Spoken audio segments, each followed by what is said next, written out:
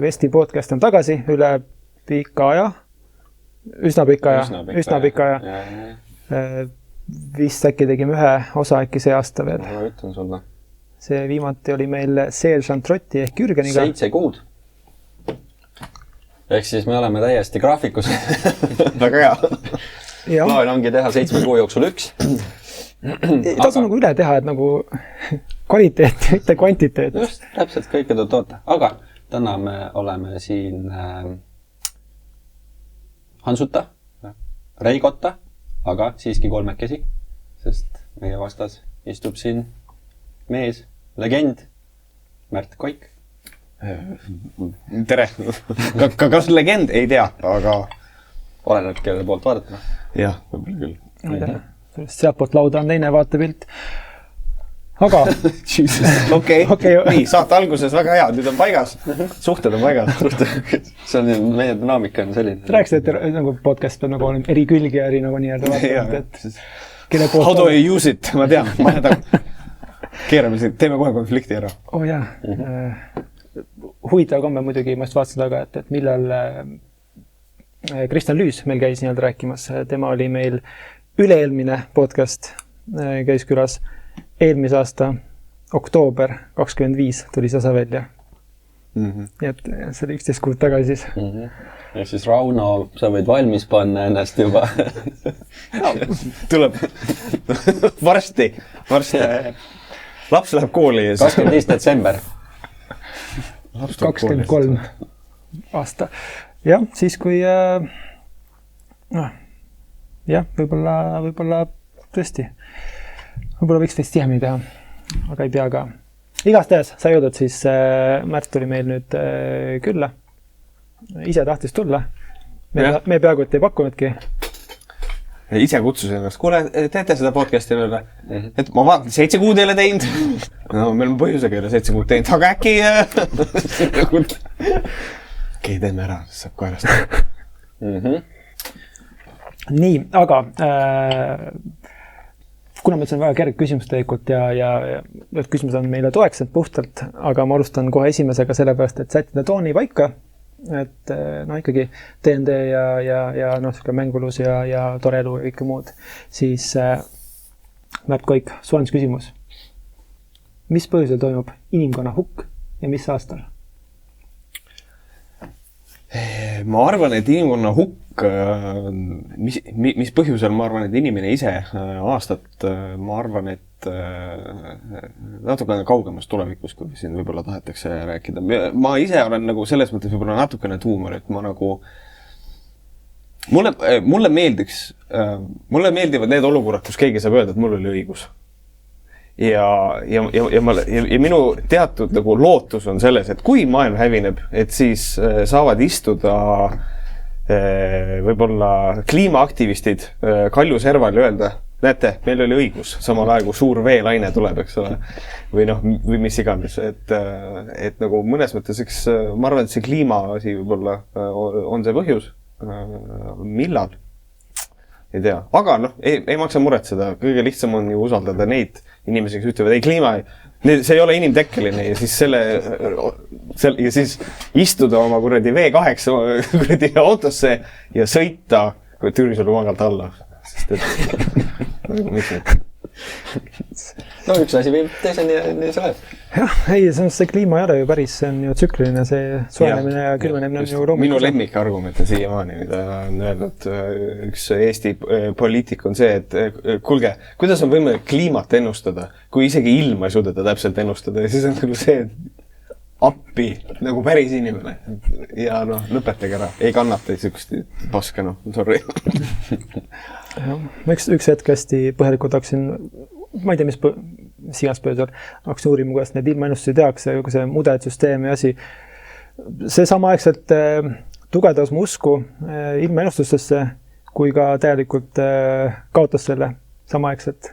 Lihtsalt see, kui nii samaaegselt, nii kui guessing game ta on tegelikult, aga kui andmetele põhinev tegevus on, aga samas ikkagi, kuna me mõjutame kliimat siiski, siis tegelikult vanad andmed ei kehti, sest see on uus setting. Ehk siis sa ei saa see nii-öelda taustsüsteemi vastu peegelda korralikult, aga huvitav lugemine ja kuulamine oli. Ma aeg-ajalt kuulan idiootsasi. Jah, me räägime ilmast. Pole mitte midagi muud rääkida. Märt ootas 7 kuud ja tuleb, räägib ilmast. Ilm on kohutav, see on külm. Võib-olla siis äkki natukene saame sükest väikest insighti Märdi enda käest, et kes või mis on üldse Märt Koik. Noh, kui me guugeldame, siis ilmselgelt tuleb välja näitleja, YouTuber ja aga loodetavasti on natuke sügavam see asi. Ma loodan ka. Minu enda arvates võib-olla natukene on. Et siin tuleb tõdeda seda, et nüüd mõne nädala pärast 2. detsembril saab siis aasta, kus ma olen olnud isa. Et see on väga nagu suuresti nagu muutnud võib-olla seda, kellena ma ennast defineerin. Sest et nüüd on see aeg läbi, kus ma elan ise endale, et nüüd on nagu see kuidagi kogu aeg on nagu kuklas, et jah, aga kuidas mu poeg Antsul on, et Antsul on nagu, et see on nagu väga palju muutunud, aga kes ma nagu ise olen, siis mulle nagu meeldiks, ma olen väga mitmeid aastaid tagasi kirjutasin enda Twitteri biosse, see oli veel siis, kui ma Twitterit ei kasutanud tegelikult aktiivselt, et ma olen skeptiline tolerist ja nüüd kas eelmine aasta ma muutsin oma biod lõpuks ja kirjutasin, et ma olen skeptiline liberist. et ma nagu ise näen ennast sellise inimesena, kes usub teatud liberaalsetesse väärtustesse, aga ma ei taha kunagi ära kaotada seda skeptilist poolt endast, et kui keegi ütleb, et nii, et nüüd me peame sellise asja seisma, see on nagu, ma toon näite nüüd hiljutise, et kuidas keegi oli jaganud kuvatõmmist mingisugusest meemist. Ma ei saa aru, miks on vaja pilti screenshotina uuesti üle pildistada, nagu oli tehtud. I don't get that, aga hea küll. Kui see oli, mis asi on niisugune nagu medical gaslighting. Ehk see on siis nagu see, gaslighting ehk siis gaasikeeramine, aga nagu selline meditsiinis. Ja siis seal oli erinevad asjad, mida nagu inimene võib öelda, nagu arst sulle. Ja siis tõepoolest seal on nagu sellised asjad, jah, et näiteks kui arst ütleb sulle, oled sa kindel, et sulle ajaga üle ei lähe. Ma tulin arsti juurde, ma tahan abi saada, mitte et see kõik vastab nagu tõele. Aga siis huvitaval kombel oli seal sees ka näiteks sukene asi, et see võib olla sul stressist. Ja see ei ole okei, sellepärast, et see on viitamine patsiendi vaimsele seisundile, mis võib olla nagu omaette gaslighting ja siis mul on nagu see, siis tuleb see skeptiline pool välja, et hold the phone, meil on olemas psühhosomaatilised haigused. Et nagu tegelikult see võib olla täiesti vabalt, et nagu stressist võib tulla inimesel täiesti nagu mingi füüsiline probleem, et nagu come on. Et nagu see on see minu see skeptiku pool siis, et ma ikkagi tahan nagu kindel olla selles, et ka oma inimesed räägiks nagu tegelikult juttu, mis oleks nagu adekvaatne. Mul on YouTube'is, kui ma veel videosid tegin, eks ole, siis on nagu see, et kuidas salliv Eesti toodab mitte sallivust, et siis nagu hea näide on see, et kui tagasi minna, siis salliva Eesti kommentaarid, kui need oleks võinud ära lõigata sealt ja tõsta näiteks mõne hästi sükse padukonservatiivi postituse alla, siis tegelikult ei ole vahet. Et et käitute samamoodi, aga kõige naljakam on see, et kui sa nagu nii-öelda lähed, ma mõtlesin, et ma täna poliitikast ei räägi, aga ma juba olen seal. et kui sa lähed nagu nii-öelda, kes on sulle nagu poliitiliselt nagu vastuvoolu ja siis nagu kritiseerid teda tema sõnavõttude eest, siis nende jaoks oled sa põhimõtteliselt lihtsalt nagu vaenlane või selline vaenlane on nagu parem. Aga see on, aga kui sa ütled nagu oma inimestele, kes on suuga nagu ühel pool, siis nende jaoks oled reetur. Ja siis sealt võib tulla nagu nii palju suuremat nagu äädikat vastu, et see on Peeter Volkonski kunagi ütles, et seletas täpselt sama mehhanismi, mis oli siis kapitalistide, sotsialistide, kommunistide nagu suhe oli see, et kommunistid kapitalisti vihkasid, nad vaenlased. Aga sotsialistid, või mitte sotsialistid, sotsiaaldemokraadid, need on reeturid, sest et sotsiaaldemokraadid tahavad ju seda, et kapitalism säiliks. Nemad on reeturid, nemad on kapitalistide poolel ja siis kuskil seal on need sotsialistid, kes ei ole piisavalt julged, et olla kommunistid. Et noh, siin on natukene sama, et nagu kui sa oled tegelikult inimesega mingitelt vaadetelt nagu väga sarnane, aga mingis asjas arvad teistmoodi, siis on oluliselt nagu suke tugevam nagu see, ja see on probleem, mida ma tahan kogu aeg välja tuua. Et nagu selles mõttes, et siin, mis ma olen nüüd Võhkerites podcast, mis ma teen, ja siis viimases livestreamis tegelikult olnud kriitiline nagu roheliste suhtes. Kuigi ma nagu toetan seda, ma leian, et rohelised nagu võiksid saada seda riigi toetust, mida nad veel nii-öelda taga ajavad ja kõike seda. Aga neid kritiseerida on kogu aeg selline tunne, et kirves on nüüd kuklas, sellepärast, et ei tea kunagi, et noh, kas nad võtavad seda, et hea küll, konstruktiivne kriitika, võib-olla peaks natuke erakonna kommunikatsiooni parandama või on nagu see, et Jeesus Kristus, sa vihkad meid, sa tahad, et maailm põleb, et kunagi ei tea, nagu, kuidas inimesed reageerivad. Et üldiselt ma nagu laveerin nagu sellel tasemel. Kes ma veel olen? Geimer, ütleks ise. Viimased aasta on, pool aastat tegelikult, on see olnud natukene keerulisem, sellepärast, et võin hea näite tuua. Marvel Spider-Mani mängisin, see on hiljuti selle tehtud, minu elu esimene 100% run üldse videomängus ja mängisin seda mängu kokku 45 tundi ja tegin seda 2 nädalat. Sest lihtsalt mul ei ole aega päevale seal ajal mängida, sellepärast, sest et ma olen isa nüüd. Ja mitte lihtsalt isa, ma olen selles mõttes, mu naine käib 3 päeva nädalas tööl, ma olen kodune isa. Et noh, see ei ole nagu, ma ei taha kasvatada sellist last, kes on nurgas, et isa tahab mängida, ma tahan oma last, ma tahan, et mu laps kasvaks üles armastavaks keskkonnas, siis ma pean talle seda ei pakkuma. Absoluutselt. Et ma ei tea, rohkem süvitsi ma vist väga nagu minna ei saagi. 2 nädalat on veel okei. Ma 2 aastat tagasi sain jõulukingituseks Assassin's Creed Valhalla, kui see välja tuli. Tegin ka 100% ja see juhtus alles paar nädalat tagasi, ehk siis 2 aastat. Okei. Nii et sul on arenemisruumi. Ja võib-olla küll. Ma sain alles nüüd aru, ma pidasin ilge monoloogi Jeesus Kristus. Väga hea. Aga kui sa siin selle gamingu poole natukene juba kulgesid ja pöördusid, siis mis su lemmikmäng on? Wow. Kui siuke asi üldse eksisteerib? Nüüd, kui mul on alati siukse asja puhul 2 vastust, et noh, et ma üritan vastata selle küsimusele, siis noh, et mis asi see võib olla, siis teine asi, mul ei ole lemmikmäng, kus ma ei ole 5-aastane. Aga ma olen hästi kuidagi ma ei saa ühte mängu välja tuua, sellepärast, et mul on nagu tihe rebimine Witcher 3 ja Fallout New Vegas'e vahel. Väga-väga tihe rebimine. Ja tuleb tõdeda seda, et sinna nagu tugevaks teiseks, kes nagu natukene võib-olla kaikaga neid natukene taob, üllataval kombel minu enda jaoks on Red Dead Redemption 2. Puhtalt storytellingu pärast küll. Ja nagu, sest et noh, ma ei ole mitte kunagi ühegi videomängu puhul olnud reaalses leinas, aga seda tegi minuga Red Dead 2. Et ma olin, või noh, Red Dead Redemption, sest Red Dead on tegelikult eraldi mäng. Aga ma olin ikka sügavas leinas, nagu mul oli ikka nagu raske olla paar päeva ja siis oli niimoodi, ma mäletan, ma pidin minema ma elasin Tartus, ma pidin bussi peale Tallinnasse sõita ja siis ma panin Spotify mängima ja mulle tuli Red Deadi see soundtrack hakkas mängima. Ja ma hakkasin bussit nutma. Ja siis ma sain aru, et Jeesus Kristus, et nagu see on, et noh, siin on nagu midagi nagu toimub, et see on, et nemad on seal lähedal ja nüüd see viimane see Spider-Mani suure hurraa pealt on ka nagu ikkagi, et tegelikult see on ka väga hea mäng, aga top, ma ei tea, kas Witcher 3 või Fallout New Vegas, et see ikkagi. Ma tunne, et Martin tahab kohe siin Mass Effecti pitchima hakata. Mass Effect on üks parimaid frantsiise, mida ma kunagi mänginud olen selles mõttes, aga Mass Effecti minu jaoks ta oleks ka seal topis sees raudselt, kui Casey Hudson ei oleks bitch, kes ei oleks vihastanud selle peale, et keegi liikis 3. osa originaalse endingu ja siis ta otsustas selle suletud uste taga mingi 3 inimesega ümber kirjutada ja selle reaalselt perse keerata. Et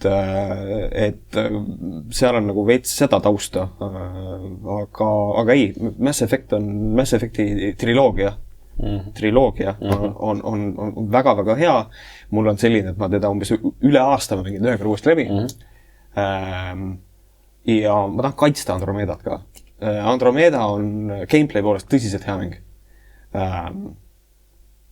aga ma leian seda, et anda nii tähtis mäng stuudio kätte, BioWare'i siis mingisugune, ma ei mäleta, kui selle stuudiol oli nimi ka, ja seda niimoodi, et meie tarbijana ei tea seda. Meil on see, BioWare tegelikult teebki BioWare, aga see on mingi BioWare Vladivostok või mingi allfirma, eks ole, ja siis nad teevad nagu mängu, mis on lihtsalt, mis animatsioonid need on, nagu mis siin toimub.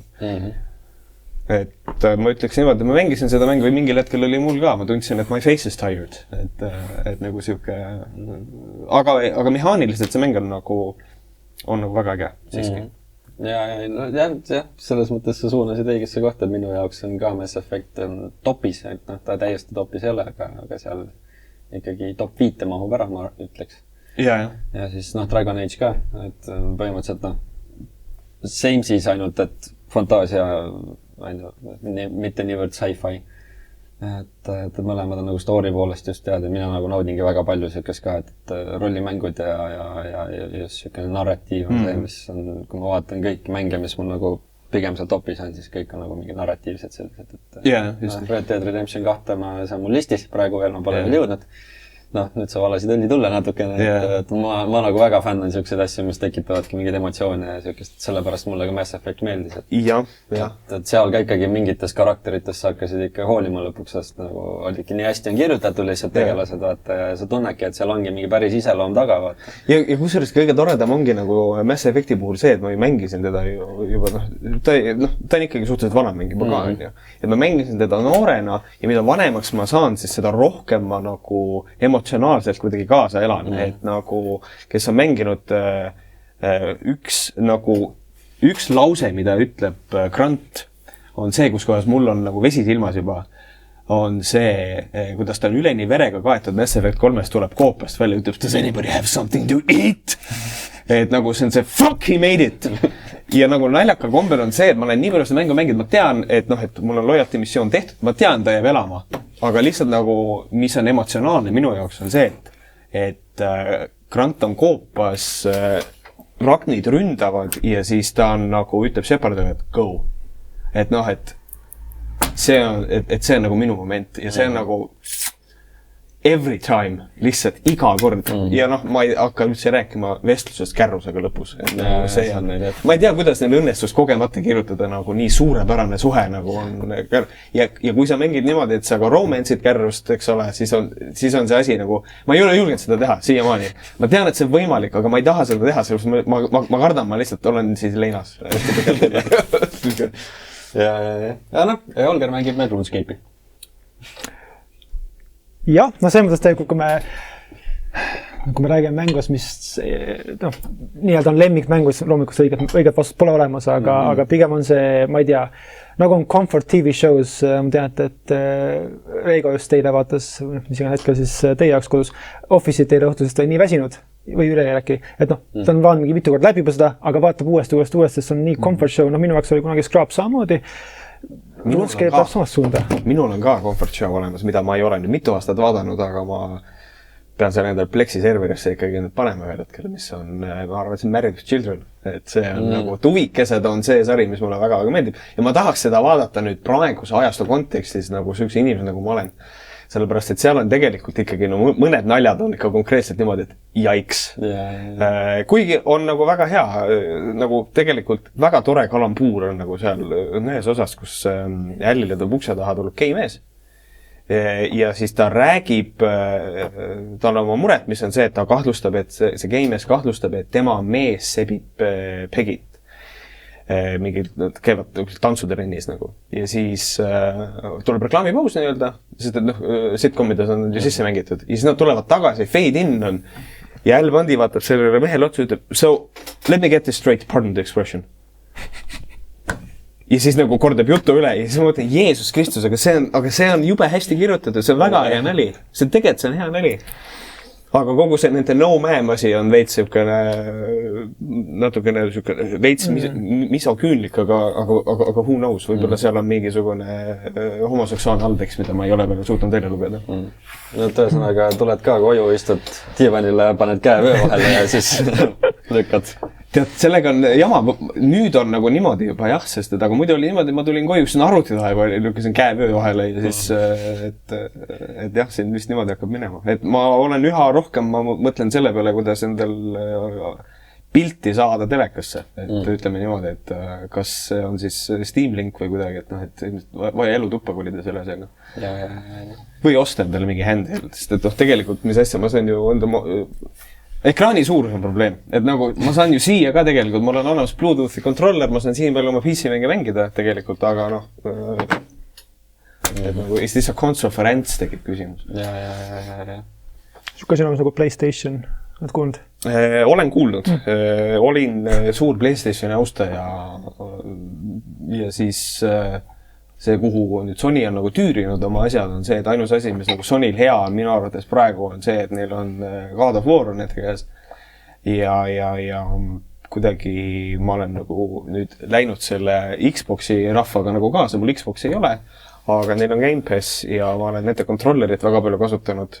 Ma harjusin ära, aga nüüd ma ostsin endale 8-bit 2 kontrolleri, mis on PlayStationi layoutiga uuesti ja siis mind üllatas see, kui kiiresti ma ära arvasin sellega, et analoog on jälle seal, kus ta vanasti oli. Et see võttis juba vähe aega. Mina tegin omal ajal ka Switchi, et mina alustasin Xboxi pealt just, et oli 360 ja siis kui Kinect välja tuli, siis oli, et oh my god, mis tehnoloogia, siis ma vahepeal kassin ära ja möllasin, ma ei tea, tegin mingid nooleviset ja golfi ja mis iganes, vaata, et see oli väga pull, et kuidas ma saan nagu oma kätega ainult kõik. Ja, see on lahe. Aga siis kui nagu see tuhin läks mööda ja hakkasin ikkagi puldiga pelama, siis mingi hetkel oli ka, et vaatasin, et kuule, Sonyl on nii palju ägedaid mingeid asju, mis on ainult Sonyl on ja siis ma mingil hetkel tegin selle Switchi ja siis. Mind näiteks, mul on hästi piinlik seda tunnistada ja kahju ka. Iga kord, kui ma selle peal mõtlen, siis tegelikult peaks sahtlist välja võtma, aga mul on vist pool aastat istunud Meta Quest 2 sahtlis nagu VR headset, et noh, tegelikult võiks nagu ikkagi sellega mängida, sest et väga palju VR-mänge. Mul on millegipärast, ma olen edasi lükanud seda ka mitu kuud. Vist sama palju, kui ma sahtlis on olnud. Ma tahan millegipärast Cooking Simulator VR-i mängida. Ma ei tea, miks. Kas asi on selles, et ma tahan teha uut köögi-episoodi. Ma ei tea. Aga nagu millegipärast ma tunnen, et see on täpselt see lollakas asi, et ma tahan VR-is lõhe põhja, ma ei tea, ära kõrvetada ja siis saata selle kliendile ja oma ette öelda, et you know what? Fuck you, eat it. Lihtsalt ma ei tea, mis. No, aga Half-Life Alyxit mängisin ja see oli ikkagi väga lahe kogemus, et Half-Life Alyxi puhul on nagu see, et see esimene VR-mäng, esimene, mis ma mängisin nagu ise, oli Boneworks. Ja ma mõtlesin, this is the greatest thing ever. Ja siis mängisin Alyxit ja siis oli nagu, this is the greatest thing ever. Et Half-Life Alyxi puhul oli nagu see, et ja mis nagu vist ma mõtlen nagu mulle kui eestlasele nagu on nagu toob ta natukene lähemale on see, et kes on mänginud Half-Life'i, siis tegelikult kogu see setting on tegelikult leiab aset minu arvus mingisugused post-soviet sihukesest keskkonnas. Korterid ja kõik sisekujundused on nagu tegelikult post-sovietlikud ja Half-Life Alyxis on nagu see, et sa tunned ära nagu arhitektuuri ja siis rääkimata sellest, mis selle mängu nagu see graphical fidelity veel on ja siis ongi nagu see, ma mäletan, see on päris mängu alguses, ma seisin ühes koridoris ja ma jäin korra nagu seisma mängus, siis jäin nagu seisma, lihtsalt vaatasin ümberringi, vaatasin tapeeti. Mõtlesin, Jeesus Kristus, sest see on nii cool. Et mul on nagu tõsiselt kahju, et see nagu läbi sai, et selles mõttes, aga tal ei ole minu jaoks replay väljut nagu muidugi. Minu esimene VR-i kogemus oli Beat Saberiga. Ehk siis, kus muusika käib ja oma neid... Mul on see ka, ma mängin seda. See oli nagu selline, et kunagi ikkagi lasin väga kõvasti PC peal klaviatuuriga Guitar Herot.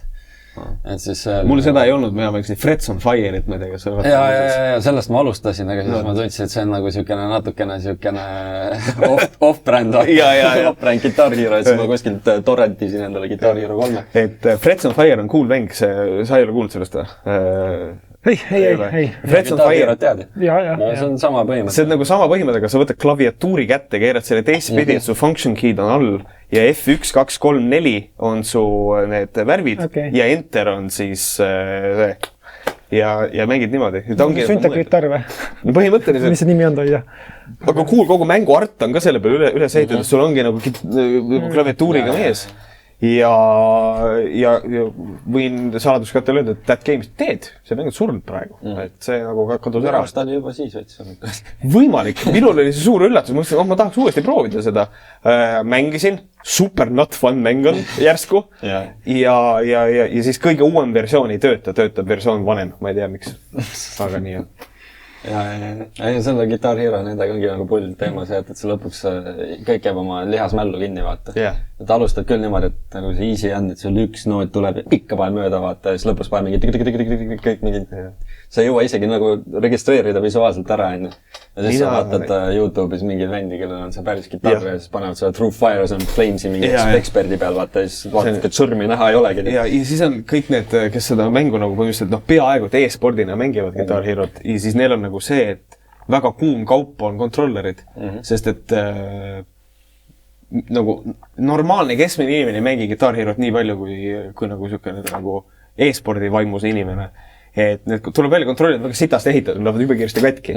Et see oli huvitav. Aga nüüd, kui me mängutööl käisime, siis keegi ju tõi sinna kaasa selle demo Rocksmithi ju. Et ma mäletan, kui Rocksmith nagu tuli nagu announce iti, et siuke mäng tuleb, kus sa saad päris gitarriga mängida, siis mina olin see, et davai, ma ostan ja ma õpin sellega gitarri mängima. Siin ma olen, never did. Ja siis ma mängutööl nägin seda ja siis mul oli nagu, et ei isegi taha proovida. Mina ostsin. See oligi vist kõige viimane mäng, mida ma üldse Xbox 360 üldse ostsin endale. Ehk siis tuligi, said selle Ubisofti mingi real tone kaabli või mis iganes see kaasas on, mis muudab selle signaali ära sul USB-iks lihtsalt. Mis muideks väga hästi töötab ka selleks, kui sa oled siukene hobikorras, ma ei tea, et ma tahan gitarri salvestada lihtsalt arvutisse. Lihtsalt plugid ühe juhtmega mängid sisse. Jah, kui mingid professionaalsed asjad tahad teha, siis ilmselt mingid latency'd ja asjad on. Aga ma mängisin ka varem juba gitarri, vaata, et selles mõttes ma ei hakanud nagu õppima, aga ma mõtlen, et nagu ideaalne asi, mida kuskile muusikakoolidesse ja kohtadesse nagu panna, et see on nagu see põhimõte on sama, et paned laulu käima, algus on hästi lihtne, hästi üksikud noodid on ja siis ta vaikselt laulu ajal nagu hakkab appima, kui sa nagu näeb, et paned pihta, et see on nagu skill on parem, siis ta hakkab nagu vastavalt sinu skillile nagu skaleerima seda. Väga siukene huvitav asi. Et jah. Ainus jama on see, et erinevad häälestused gitarril ja minu gitarr on siuke süsteemiga, et kui sa ühte keelt häälestad, siis kõik lähevad häälest ära. Ehk siis sa hakkad häälestama nagu kõik uuesti üle, vaata. Et siukene asi. Aga teil on huvitavad VR-i kogemused, minu esimene ja primaarne on Superhot. Nii lahe mäng. See blowing mind, kui ma nägin seda VR-i kontekstis. Ja kusjuures, ja Superhot VR on mäng, mida ma ei ole julgenud osta, sellepärast, et ma mängisin demo ja ma lõin oma riidekappi nii kõvasti puldiga. Ja ma tegin seda sellepärast, et seal on ju see nagu, sa pead ju füüsiliselt minema kõrvale.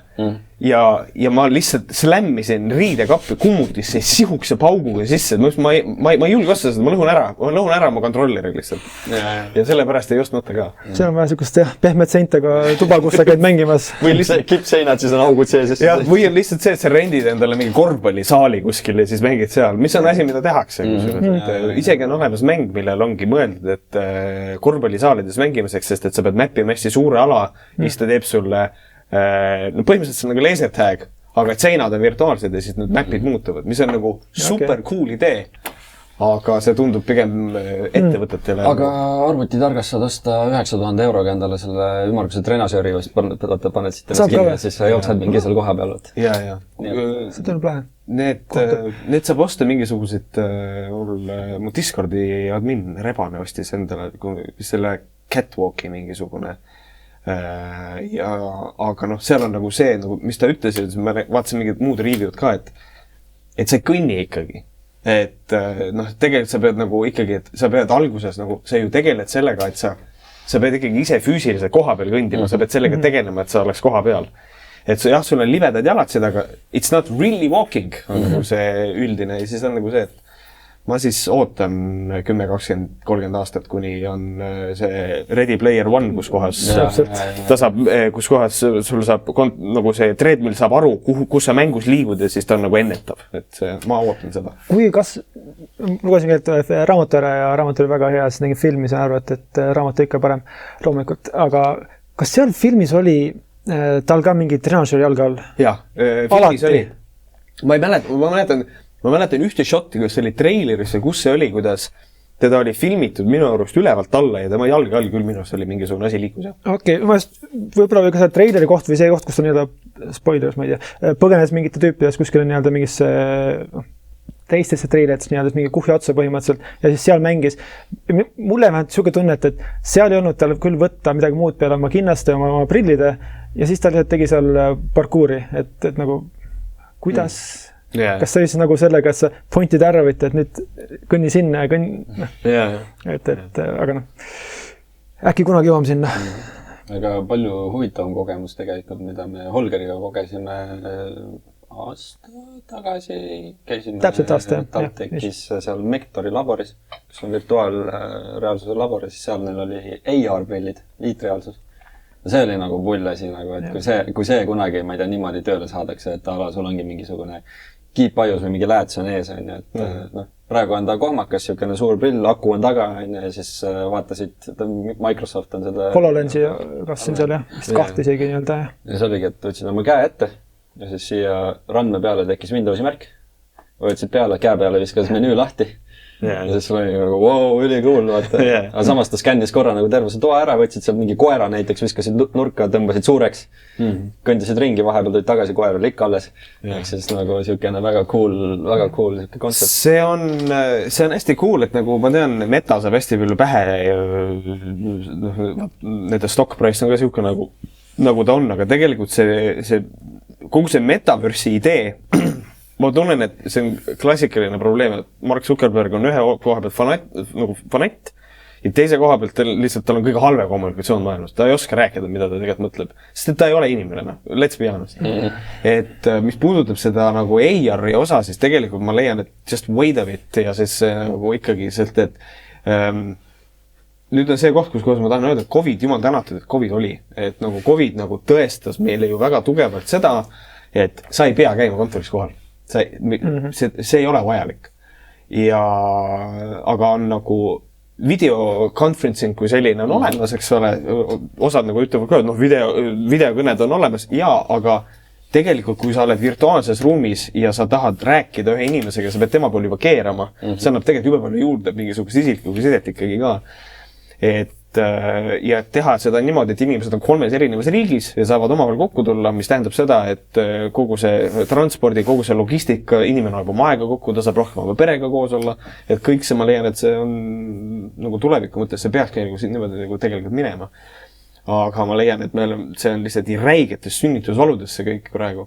Et tegelikult Quest 2, mis mul on ka, et seal on siuksed feature'id sees, mis on, minu jaoks oli nagu amazing, nagu lihtsalt, et mina olen teda kogu aeg näinud, et ta on nagu väike gaming konsool, eks ole, mis ta on ka tegelikult, aga sa saad panna sinna sisse oma diivani. Lihtsalt, et sa skännid, teed nagu ristküliku ja siis ta paneb sinna sisse digitaalse diivani. Ja sellel hetkel, kui sa nagu pull, ma istun siia, sa istud sinna peale ja sa saad aru, holy shit, tegelikult see on ju cool. Sest et siis ma tõmban enda ette lahti mingi YouTube'i video, panen mängima, istun diivani peal ja ma vaatan, ma näen seda diivanit. Et tegelikult see on nagu äge. Ja siis samamoodi nagu laua saad ka panna ja ma panin ka oma laua ja siis nad ei ole nagu idioodid ka, nad saavad aru, et ärme lihtsalt pane lauda, paneme lihtsalt lauaplaadi, mis hõljub. Ja see on nii cool ja sellepärast ongi, et kuna sa näed ju pilte ka, siis ma istun, okei, mu tool on nähtamatu, mis on asi, mis on vaja fiksida, eks. Aga mu ees on virtuaalne laud ja siis see hetk, kus sa paned käed peale ja see laud on päriselt seal. See on hästi suur mindfuck. Ja siis neil on toetatud mingisugused klaviatuurid, mille nad tunnevad visuaalselt ära, skännivad ja siis see klaviatuur on päriselt nagu VR-is ka su ees. Mis tähendab, et sa saad tegelikult kasutada klaviatuuri. Mis tähendab, et siis sa saad juba tekitada endale virtuaalsed monitorid. Ja siis on nagu, okay, I can do with this, see on nagu cool. Et tegelikult ühel hetkel ma leian seda, et see olekski hästi äge, et mul on multimonitor setup, aga füüsiliselt mul on ainult üks monitor. Aga tegelikult mul VR-is on 8 kas või. Muidugi ma saan aru, siis on meil tegelikult renderdamise küsimus ja kõik see ja resolutsioonid ja asjad, aga nagu see iseenesest on nagu äge. ei, tehnoloogia on jah. No sellel on juba praegu hästi palju erinevaid rakendusvõimalusi ka, vaata, et ongi, et kinnisvara on, et sul skännitakse korter ära, sa ei lähe üldse kohale minemagi, vaid sa istud, paned oma prilli pähe ja lähed vaatad, kas sulle sobib see korter või mitte. Ja just, mul on nagu see, et kuna ma siin majaehitusega nagu vaikselt tegelen, et tegelikult tahaks oma majaprojekti näha niimoodi VR-is, et selles mõttes on vaja nagu, ma arvan, et ma leian viisi, kuidas seda teha. Mingid kinnisvara tüübid on Eestis, kes seda pakuvadki, et sa saadki nii-öelda käia seal koha peal, kuigi päeva lõpuks saab nurk ära lihvida seal renderdamist tarkvaras enne nii-öelda just modelleerida, taustale panna mingi ilusa vaate ja reaalselt jääd kohale ja kõrval majas on, või kohas on prügimägi näiteks. Jaa, just. See on kõik võimalik muidugi. Smell-O-Visionit veel päris jäle. Aga jah, praegu ongi, mina ise tunnen nagu, et VR ongi selle taga kinni, et hetkel see liikumine on ikka klanki, et sa pead ikkagi need joystickidega jällama. Kõige lahedam mäng, mida ma ei ole ise mänginud, aga mida ma YouTube'is sattusin nägema, mis ma kujutan, et tekitab seda immersionit, eriti kui mingi klaviatuurid ja asjad on ka. Oli siukene, et sa istud arvuti taga, laua taga. See oli veel see aeg, kui vist need kontrollerid väga ei olnud teemakski veel, et see oli suhteliselt siuke algusaeg. Ja sul on klaviatuur, sul on arvutiekraan ja mängu ainus point oli see, et don't move your hands. Ehk siis sa pead hoidma klaviatuuri all, vist pidid mingit nuppu alla hoidma, et ta regab ära. Ja siis sa lihtsalt hoiad. Alguses näitab mingid videot ja siis mingil hetkel vaatad, et mingisugune ämblik ronib laua peale. Okei. Siis vaatad, et hakkab mingisugune siin muutuma, mingi madu tuleb kuskilt ja siis on nagu, et see on siuke väga lihtne kontsept, aga ma arvan, et VR-is nagu töötab väga hästi. Ja mängiti piirangute peale väga hästi. No just, et sa näed seda, mis sa nagu nii tunned ka, täpselt sama teema, sul klaviatuur on seal all ja siis sul hakkab lihtsalt visuaalselt näed, et sul hakkab mingi jama pihta. Ja siis on see osa, millest mitte keegi ei julge avalikult rääkida, on VR-porno, mis on omaette kogemus muidugi, mis on nagu, kus sa oled ühel hetkel, oota, no.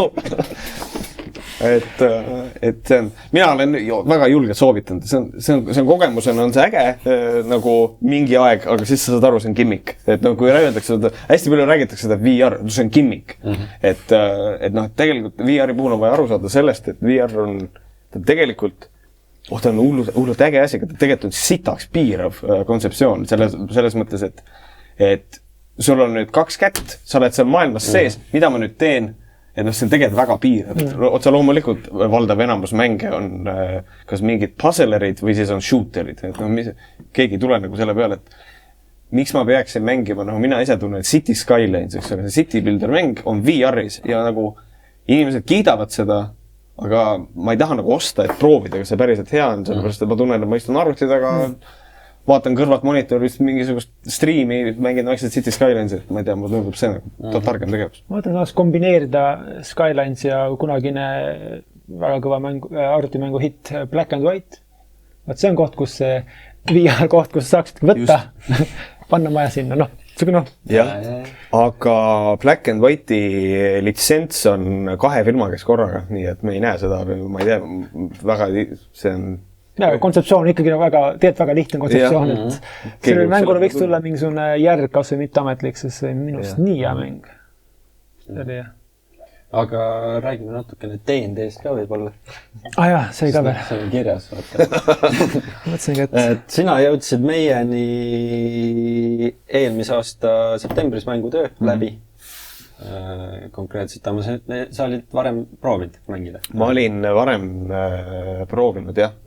Minu lapsepõlvesõber tegi mulle one-on-one mingisuguse mängusessi, kus kohas ma mängisin Half-Orc Barbariani, mis on vist iga esmase mängija valik on Half-Orc Barbarian. Ja siis, aga me ei mänginud seda väga palju, kombatit ma ei näinud üldse. See oli 3.5, ma oletan. Aga sellist päris korralikku kogemust mulle tegelikult ikkagi ei olnud, et see oli mängutööl.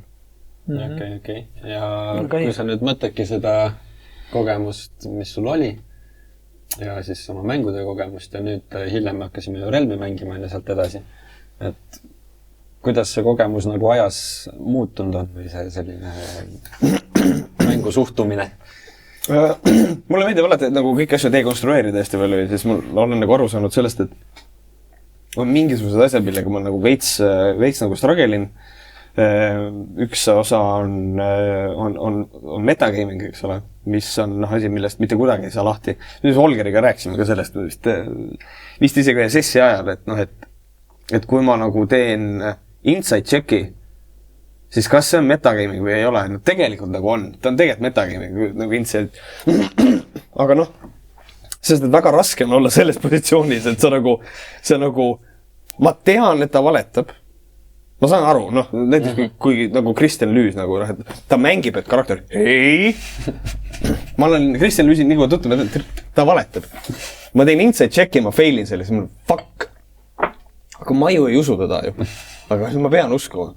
Ja siis see on nagu kerge nagu struggle minu jaoks isiklikult. Aga ei, mul on üldiselt mul nagu väga-väga lõbus olnud. Mulle nagu ikkagi nagu väga meeldib see ja ma nagu tunnen seda, ma tunnen ennast nagu, mul võtab alati, ma teise inimese pähe ju ei näe, eks ole, et see ongi hea võimalus võib-olla küsida teie käest seda ka, et minul võtab 20 minutit aega, et üldse nagu saada soojaks mängu nagu sessi ajal.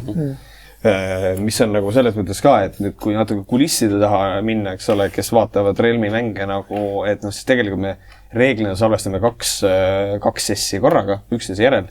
Et siis nagu ma ise nagu mõtlen selle peale, et siis ongi tegelikult mul on üle ühe sessi, ma olen iga sessi alguses jahe.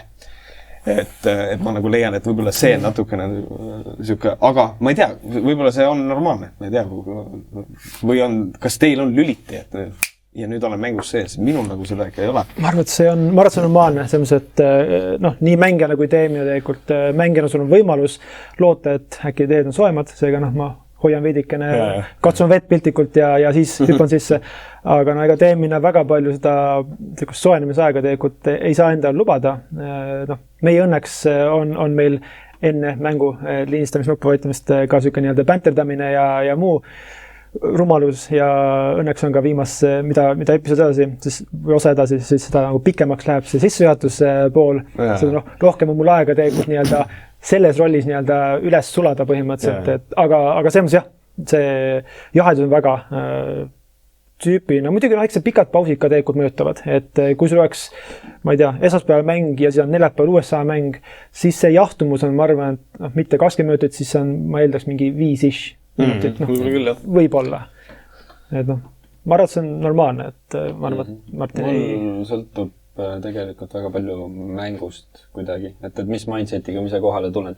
Ja tegelikult päevas ka, et kas ma ei tea, mis mul varasemalt on või kas ma olen väsinud või mis iganes on. Et mõni sess on küll niimoodi, et ma nii kui play läheb, mul on juba let's go, teeme täiega. Teie teenistused. Jah, eriti, tormus, teie teenistus. Eriti kui on jäänud kuskil siukse koha peal pooleli ka, kus ongi, ma tean, et minu karakteri põhine mingisugune asi on, et ma pean kohe hakkama tegutsema, siis ma olen kuidagi ennast ise üles haipinud juba. Aga teemi puldis ma olen tähele pannud, et on mul küll see aeg pikem, et seal mul on küll kuidagi niimoodi, et ma teadlikult lasengi alguses võib-olla rohkem mängijatel roleplay'da ja teha ja siis hakkab nagu alles.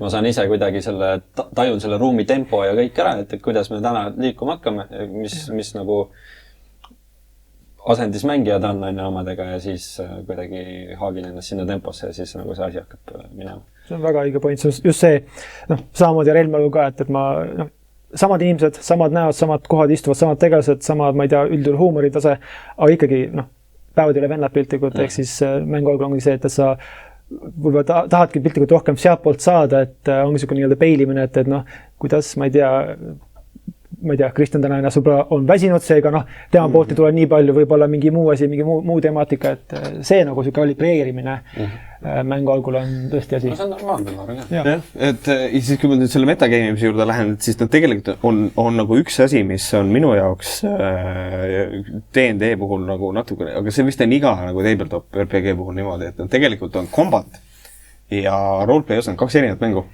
ja neid mängitakse väga erinevalt. Et tegelikult mängijate perspektiiv oluliselt muutub, kui kombat algab. See on nagu asi, mida ma olen väga tugevalt analüüsinud, et kuigi see võiks Kristjan lüüsida ei ole, seda tema võiks analüüsida, siis mängude ööl, kui oli esimene see sess, siis seal juhtus väga põnev asi, mida Kristjan Lüüs tegi, see oli minust naljakas, see oli minust lahe see oli karakteris, see oli kõik õige ja ma ei ole seda rohkem näinud. On see, et kui ma mängin tegeles, kes on argpüks, siis miks sa lähed ja miks sa lööd vastast? Ja Kristjan Lüüs oli see, et tal oli draakon vist, tal oli nagu peaga tema ees. Ja siis Belbrix küll, ma nüüd täpselt ei ole päris täpselt nagu sellel teemal Kristjaniga rääkinud, kui väga see Belbrix tegelikult oli see Belbrix, keda ta nüüd mängib, eks ole. Võib-olla sina oskad sellele võib-olla vastata, aga ühesõnaga, mis tegelikult see, et ta keeras otse ringi, jooksis minema seda kartist draakonit. Ja see on super in character. Aga ma leian seda, et laua peal ei mängita seda. Et laua peal inimesed nagu, me peame combat encounter'i ära tegema, palun nagu, et nagu siis tekib suke kerge sotsiaalne surve, tegelikult you have to put some fucking damage in, nagu sellepärast, et me saame surma, kui sa ei tee seda. Ja see on möödapääsmatu probleem tegelikult, mina leian. Et kui just DM ei ole nagu kõige soojema südamega inimene, siis ütleb, fudžib mingi 5 rolli järjest, et teised ellu jääksid, et siis on nagu siuke... No see sõltubki kõik see setupist. Tihtilugu vaata kombatid ongi üles ehitatud niimoodi, et ei ole nagu ainult üks outcome, et kombat ei pea tingimata lõppema sellega, et üks pool lööb teise maha, et see võib olla mingi hetk läbirääkimised, mingi hetk keegi jookseb ära, mis iganes juhtub, lagi kukub pähe, mis iganes. Teie koboldi teine osa? No võt see ongi see, et ma tunnen nagu, et ma praegu haakin selle jutu külge, et mina tormust erinevatel põhjustel mängin väga tugevalt niimoodi, et vägivald on viimane asi, mida kasutada. Ehk siis alati, kui mingisugune encounter pihta hakkab, siis ma kohe hakkan otsima võimalusi, et kas see koht on siin, et kas see, mida me teeme, on üldse õige, kas me peaksime mingeid elusid võtma hakkama praegu. Ja siis ongi see, et kuidas ma nüüd saan niimoodi, et nemad lõpetaksid ära ja kuidas ma saan niimoodi, et teie lõpetaksite ära. Et räägime. Et alati ei ole teema ja kui ma näen, et ikkagi nagu kaasasi hakatakse nottima, siis muidugi ta hakkab loopima tulepalle ka. Aga tal ei ole üldse hea tunne seda tehes. Et siis see ongi nagu see koht ka, et mina nagu mängijana mõtlen pidevalt selle peale, et kuidas ma nüüd saan niimoodi, et me ei hakkaks taplema. Ja kui me juba tapleme, siis kuidas on, how can I make it stop? Ja see ongi nagu hästi siukene keeruline. Ise viskab tulepall ja mõtled, kurat küll. Et see on siukene asi, aga ma tean, et Holger ehitab väga tihti encountereid niimoodi, et see ei ole, et ainus tee ei ole ainult see, et me peame mõõgad välja tõmbama ja võllama hakkama. Eks seal on, selles üks point, mis sa välja tõid, on jah see, et on D&D piltikut on jah 2 nii-öelda mängu sees. Üks on siis see päris D&D ja siis teine on siis see, kus me paneme kõrvale, võtame täringud ette, võtame kalkulaatori kõrvale, avame Exceli ja nüüd mängime numbri vastu. See on D&D mure on aegadest algusest peale põhimõtteliselt, ehk siis kogu see vibe nagu muutub ja story, kõik, paus, nii. Teine production crew, tooge sisse, hakkame pihta, see suur kell käib ka korra ära ja siis hakkavad täringud veeletama ja numbrit tegema. Aga to be fair, see on ka mõnes videomängus väga selge probleem. Et selles mõttes, et sul on combat encounter ja siis on lihtsalt, ma ei ole veel laua taga seda tundnud, aga mõnes mängus on küll niimoodi, et miks praegu? Ma ei viitsi, lähme story'ga edasi. Aga samas tegelikult hea combat tegelikult peaks olema mitte teine osa mängust, vaid tegelikult ta peaks olema selle loo osa, kui niimoodi, et lugu, tegevus, sündmustik, konflikt, madin, tagajärje, mis iganes, see peaks üks flow olema, aga eks ta tihti nagu see, et kui sa piltikut ühte, et veeletagi initiatiivi, see narratiiv nagu katkeb ja siis algab üldse mingi teine mäng loading screen ette ja tuleb combat muusika ja ongi Final Fantasy. See on veits vaata see asi ka, et kuidas see setup on tehtud, et combatit ei tohiks kunagi teha lihtsalt sellepärast, et teha combatit. Mul on vaja nüüd tuua lihtsalt seda sammast siia sisse, sest ma ei tea, mängijatele aegalt meeldib, vaid see peabki olema kuidagi loogiline. Et oligi, et kui meil olid keldris olid tüübid, kes tulid maja maa põletama ja ma ei tea, olid meie vastu ka siuksed, et ma ei tea, mis passite mingi minema või ma ei tea, kas meil on nüüd probleeme. Siis kartan, et meil on probleem. Et see nagu make sense, et selle madinaks. Ja eks see, just ma võtsin ette selle peal ka, et see keldri olukord just puhtalt. Üks on see, mida tegelased ja või mängijad tajuvad oma poolt piltlikult, et mis on nende pahalaste motivatsioonid või et nad justkui väga tahavad Kalevi turpi kütta. Teine on puhtalt see taustsüsteem, kus nemad pärinevad puhtalt, et mis on nende motivatsioonid või siis nende jaoks piltlikud tagajärjed, kui nad lihtsalt, me läheme ära siis nagu chill. Et kas nad saavad nii teha või siis piltlikult ongi neil väga mustvalge see valikute koht, et võib-olla niikuinii igas olukorras on võimalik semi-patsifistlikult välja saada. Nüüd ongi see, et neid õiget sõnu võib-olla ei oska keegi kunagi välja mõelda, see vähem mitte sel hetkel. Aga alati on tore proovida ja Mart, see mõtteviis, et kas peaks olema nii-öelda massimõrvar selles kontekstis, Mart, see on väga õige. Et ma isegi olen nüüd selle sinu enda mängust tegelikult oma tegelasega püstanud ka, et nagu piltlikult, are we the bad guys? see on... Are we the baddies? See on alati see, et kes nagu vaatab, on ju, et mina arvan, et ma olen hea, on ju, samas nagu see, kelle me just maha nottisime, ilmselgelt ei arva, et me oleme head, on ju. Just, ja noh, nii-öelda mänguhoos või siis nagu selles kombati veretamise hetkehoos on väga lihtne, ma ei tea, mingi köögitoimkond, pahalaste, mingisuguseid kobolt kokkasid näiteks. Noh, nad on ka ju siin laua peal, nad on ka kuskil initiatiivi järjekorras, järelikult nad on ka vaja HP 0 viia, aga noh, reaalsuses ei, nad ei ole võib-olla nii-öelda pahad, nad on lihtsalt olude sunnil siin üldsegi, et aga noh, selline mänguri, ma ütlesin ikkagi, 10 sihtmärki, selge, hakkame pihta. Kui sa pole meie, kes on meie vastu, see on täpselt see teema. Aga ma ikka aeg-ajalt meenutan väga selline huvitav mängutöö, see kogemus oli meil esimene aasta, et olid laua taga olidki, et meil oli Amadeus, siis meil on Bellbreaks ja siis on Rochelieu, ja siis on Märt, tutvusta enda meil Kalev Nurmekund. Kui me mõtleme Kalevi peale, siis nüüd, kui sa oled paar aastat juba teda mänginud. Aasta, jah. Võib-olla tulevikus. Ready Player One. Et kui sa nüüd aasta teda mänginud ja kui praegu peaks uuesti ehitama Kalev Nurmekundi üles, kas sa teeks midagi teistmoodi tema puhul? Sest noh, sa tegid ikkagi nii-öelda mängutöö ükskordseks aastmiseks, aga sa ei teadnud kunagi, et ta läheb aasta aega seiklema. Kas ma teeks midagi teistmoodi? Ma arvan, et ma võib-olla küsiks, no, sinu käest võib-olla küsiks nõu natukene, võib-olla natuke fine-tune'i, võib-olla mingit stätte, on ju. Aga üldiselt ma leian, et mitte, sellepärast, et noh, ja see on isegi nagu selles mõttes, et noh, jällegi mõnes mõttes probleem, et noh, miks ma ei või olla, ma ei tea, noh, et mul on lihtsalt täiesti vale stat on mega kõrge, noh, et noh, tegelikult ei ole vaja, noh, miks see stat on nii kõrge? Lihtsalt on nii, noh. Et mõnes mõttes see loob nagu väljakutsega, siis on jälle nagu see, et ma ei taha olla useless kombatis. Et nagu kõik see nagu tuleb nagu siinkohal mängu.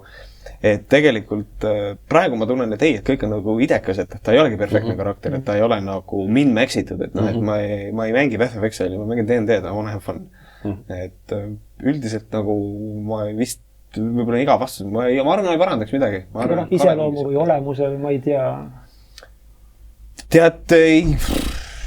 Tead, mulle nagu meeldib. Ma olen nagu tähele pannud seda, et kui ma olen endal võib-olla tuju ei ole kõige parem, et siis nagu see väga võimendab Kalevi puhul ka, et nagu tema olemust, eks ole, aga tegelikult ma olen nagu üldiselt, noh, kuna Kalev on nagu see nii nagu karakterina pigem vaikiv, noh, tal on nagu see põhimõte, et inimesel on 2 kõrva suu, ta on ainult 1, järelikult peaks 2 korda rohkem vaiti kuulama.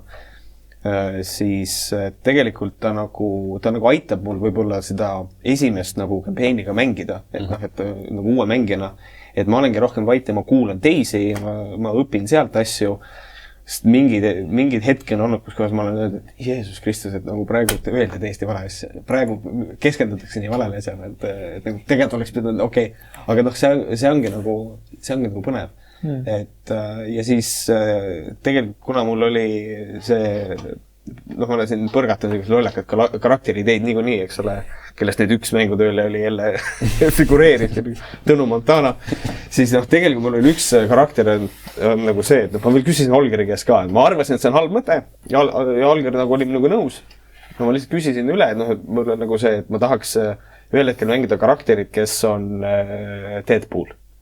Kes on, noh, tema jaoks, ta teab, et ta on lauamängus praegu, ta teab seda 100%, kui keegi veeretab halvasti, ei saa pihta, siis ta võib tagant, ei ole midagi, see on kõigest mäng. Et noh, kõik siuksed asjad, siis mul on nimi ka olemas, ta nimi on jälle eestikeelne nimi, Deadpool. Et noh, see on lihtsalt minu arust karakteriga, ma tahan mängida, ma olen tähele pannud seda, Holger juhtis sellele tähelepanu. Discordis ühel hetkel ta kirjutas seda mulle. Ja siis ma sain aru, et Raisk Deadpool on imbunud natukene Kalevisse sisse, et nagu selles mõttes, et Holger kirjutas mulle, et nagu tegelikult, ja mitte, et see oleks halbasi, ja ma arvan, et see ei olegi halbasi, et nagu natukene ma olen, Kalev on pisut natukene nagu päris inimene D&D maailmas, kus kohas nagu mingil hetkel või kuulge, lähme edasi või nagu lihtsalt millega me tegeleme praegu. Et miks me räägime selle õlle värvist praegu? Miks ei ole oluline nagu lähme magama või noh, mida tegema? Ei, aga see on tegelikult väga õige asi, sest igas partis peab keegi olema, kes nagu mingil hetkel ütleb, et kuulge, et ei olegi oluline, ongi vaja praegu minna, sellepärast et muidu me jäämegi tappama, ma ei tea, et me istume terve aeg ühes kõrtsutoas. Või siis on spoilers. Või siis on teine asi, ongi see, et tead, et kui nagu kõik tunduvad hullud sees olevat, siis iseenesest nii kaua, kui kõigil on fun, why not, aga lihtsalt, et kui tahta seda mängu kulgu edasi liigutada, eriti kui me, ma ei tea, mängime veel kaamera ees ka, kus peaks olema nagu inimestele ka mingisugune entertainment välja. Noh, kuigi me mängime esmalt ikkagi enda jaoks. Siis on see koht, kus nagu DM ka vaata viskab, et nüüd tuleb mingi venduksis sisse. No jaa, aga mul on nagu see ka, et mis nagu mulle meeldib selle asja juures on see, et mul oli ka nagu väga, väga tore õppetund oli mul endal ka, et kui me mängisime, meil oli nii-öelda see bottle episode, siis tegelikult sellel hetkel, kui mul bottle episode nagu viskas üle, et noh, ma tegelikult ei taha seal ruumis kinni olla. Ma läksin välja ja siis Holger, as a magnificent person, lubas mul minna ja ma sain tegeleda asjadega. Ja siis mul oligi nagu see, et holy shit, tegelikult tihti peale ma olen ikkagi tundnud seda, et ma nagu ei julge pakkuda võib-olla mingit asja. Ja tegelikult mitte ühelgi hetkel ma ei ole tundnud seda, et sellepärast olen ma nagu kannatanud, et mäng oleks kannatanud. Ja siis nüüd, kus ma pakkusin, siis ühel hetkel välja, et okei, et noh, Kalev läheb minema ja läkski. Siis oli nagu hästi tore oli näha seda, holy shit, all I had to do oli lihtsalt minna. Et see oli nagu minu jaoks nagu väga nagu vabastav ja väga hariv kogemus nagu selles mõttes. Aga see on, et nagu D&D puhul olgem ausalt nii-öelda kõige võõram tegu ongi see, et arvutimängu puhul piltlikult, ma ei tea, mingi, on tõesti mingi Mass Effect või muu nii-öelda story-based, kus on, ma ei tea, 4 valikut nii-öelda mingis dialoogis või mingis suunas, siis siis pigem on see D&D puhul on see põhimõtteliselt värviratas, kus sa saad kõiki toone valida põhimõtteliselt. See reaalselt see on nagu pigem D&D ja ongi see siuke choice paralysis, ehk siis seal palju oskagi teha selle võimaluse ja kõike. No ja kuna ta ongi vaata creative storytelling, siis mida iganes mängija välja suudab mõelda, siis pakkuda võib alati, kui see üldse ei sobi, küll siis DM leiab võimaluse, kuidas siin nagu suunata tagasi nüüd õigele teele. Et ma arvan, et see on siuke, et pigem nagu minnagi hulluks ja otsidagi. Öeldakse küll, et don't split the party, aga nagu, kui on siukene, ongi siukene hetk, kus otseselt ei ole näha võib-olla mingi tohtu või mis iganes, siis why not minna natukene. Et meil see viimane episood, mis me salvestasime, millest me ei räägi praegu, siis see on seal... See on minu, don't split the party, see oli minu jaoks, kui me seda mängisime, siis see oli nagu niimoodi, et kui meil nii-öelda parti nii-öelda, ma kuskil poole sisse mõtlesin, et jube hästi töötab. Jube hästi töötab. Et jah, see oli küll, et ma olen ka kuulnud seda don't split the party ja siis nüüd mul on miks, sest tegelikult jube hästi töötab, aga ma saan aru, see on sest see on kohutavalt palju tööd teemile. Sul nagu see samal ajal tekivad need task manager, tekib täpselt teine mäng kõrvale, mis saad sama ressursse võtma. Ja siis ongi nagu see, et nad ühel hetkel teemil ongi konkreetselt, kui siin questi produktsioon nii suureks ajab ja rahad nii tagant, siis sul on assistant DM. See lihtsalt nii okei. Mingi vend istub laua all ja kirjutab notes'e vaata. Ja siis ongi nii, ja nüüd sa oled ei saa praegu. Ta on tegelikult siin. DM-id konsulteerivad oma vahel. Aga ma arvan, me võiksime järgmine kord ära teha, et kõik viiakesti oleme kõik eri suundadesse, ehk siis sul on nagu 5, teeme kord 2 sõita. Ok! Siis sul seda rammi läheb natuke. Me ei pea mängima enam. Ei, siis on lihtsalt seda kohta, kus olema tabab meteoriit. Teeme uue tegema. Või siuke ohutu nii-öelda must auk, mis kõik tõmbab kokku. Vaakumisse. Aga võib ju lasta õhku ka, siis tulebki, võtab kohe Tõnu Montana, võtab üle ja paneb oma uue parti kokku. Okei! Muidu see Tõnu Montana, see viimane mängutöö ja siis see nii-öelda Kalevi edasi viiv jõud, kui nii võtta. Kuidas sul oli pigem, et kas sa tajusid ka seda nii-öelda selle aasta mängutööl nüüd 22 aasta versioonil, et nüüd kui laua taha jätsime ainult nii-öelda mängijad, ei olnud ühtegi nii-öelda inside isikut. Et kuidas see nagu vibe nagu mängija vaatepunktist sul oli? Kas ta oli kaootilisem? Absoluutselt. Nojah, kaootilisem on juba sellepärast, et see on esimene sess uute karakterite ja uute mängijatega, et selles mõttes nagu kaootilisem kindlasti jaa. Aga üldiselt sellist ebamugavat momenti nagu ma ei tundu üldse. Et see oli küll, võib-olla natukene enda jaoks on see, et ma olen aasta aega nagu Kalevit mänginud, eks ole, ja siis järsku nüüd oled Tõnu. Et siis oli nagu, minu esimene küsimus on see, et teatav selline hirm tekib sarnasuse ees, et ma ei taha mängida Tõnu Montanat, kes on Kalev. Aga ma nagu laua taga istudes ma ise ei tundnud, et sellega oleks probleem olnud. Et karakterite motivatsioonid võivad olla ka sarnased, et selles mõttes nad võivad teha samasuguseid otsuseid, eks ole, aga nad on ikkagi inimestena nagu teistsugused. Ma tunnen, et mul seda probleemi ei olnud, et ma oleks Kalevit lihtsalt teise häälega mängida või midagi sellist. Okay. Kunagi me podcastis ammu, ilmselt ammu, rääkisime sükse küsimuse, püsitsime üles, et kas sa oleksid oma tegelasega sõber? Ja paneme seda Tõnu Montana üldse hoopis kõrval, sest nagu me ei taha selle vastust teada. Aga Kalev, toome ta sealt päris maailma inimesed, toome ta sealt välja. Kas saab temaga läbi? See on, mõnes mõttes see on nagu keeruline küsimus, sellepärast, et Kalev on hästi, ta on ikkagi selline, nagu mulle, kui ma ise karakterit teen ka videomängudesse, nagu kus on roleplay võimalus, siis tavaliselt need on alati nagu see, et mina ise ja siis on natukene pandud nagu skaalat natukene juurde, mingid asjad juurde, eks ole. Tuks lahti võivad.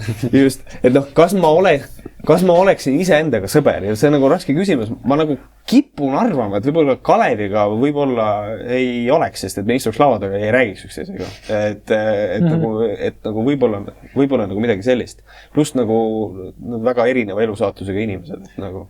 Tõsi. Aga kui võtame selle kõige esimese monoloogi, mis sul täna oli siin nii-öelda sellest piltlikult küsimus vastusele, et kes on Märt, siis kui Kalev istuks piltlikult kuulaks, kas ta oleks siuke, kes poole jutu pealt lihtsalt, kas ta oleks püsti, läheks minema, hoiaks peast kinni või siis lihtsalt kantseldaks nagu Amadeust. Ole vaiti.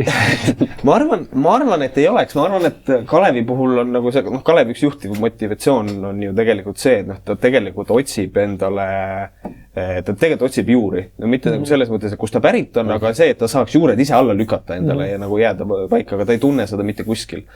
Et ma leian seda, et nagu Kalevi puhul ta ise ilmselt kuulaks teatava kadedusega seda juttu. Et mina olen nagu leidnud selle, et mul on laps ja kõik see, ehitame maja ja need on kõik need asjad, mida Kalevil ei ole. Et siin on ka nagu selline teatav nagu asi, mis nüüd võib-olla on nagu välja tulnud siin, et tegelikult Kalevi suhtumine Amadeus on tegelikult, ta on mõnes mõttes Amadeus on nagu adapteerinud ikkagi nagu selles mõttes, et see ei ole nagu kahe sõbra suhe, vaid tegelikult Kalev ise tunnetab seda suhet, see on pigem nagu isa ja poja suhe selles mõttes. Poeg on natukene omamoodi küll, eks ole, aga selles mõttes, et seal on nagu mingisugune nagu selline, et ma olen peas, ma ei tea, kuhu see lugu viib, aga ma leian seda, et juba tegelikult praegusel hetkel ma arvan seda, Kalev oleks vajadusel igatepidi andma peaaegu kõik selles, et Amadeus oleks kõik hästi. Et tegelikult et nagu, siin on nagu see süsteem on mul endal kogu aeg kuklas. Et tegelikult on niimoodi, et kuhu iganes Amadeus läheks, ilmselt Kalev läheks järgi lihtsalt sellepärast, et veenduda selles, et Amadeusega oleks safe, sellepärast on ilmselge, et tal on nagu vahepeal ikkagi raskusi ise eluga hakkama saamisega.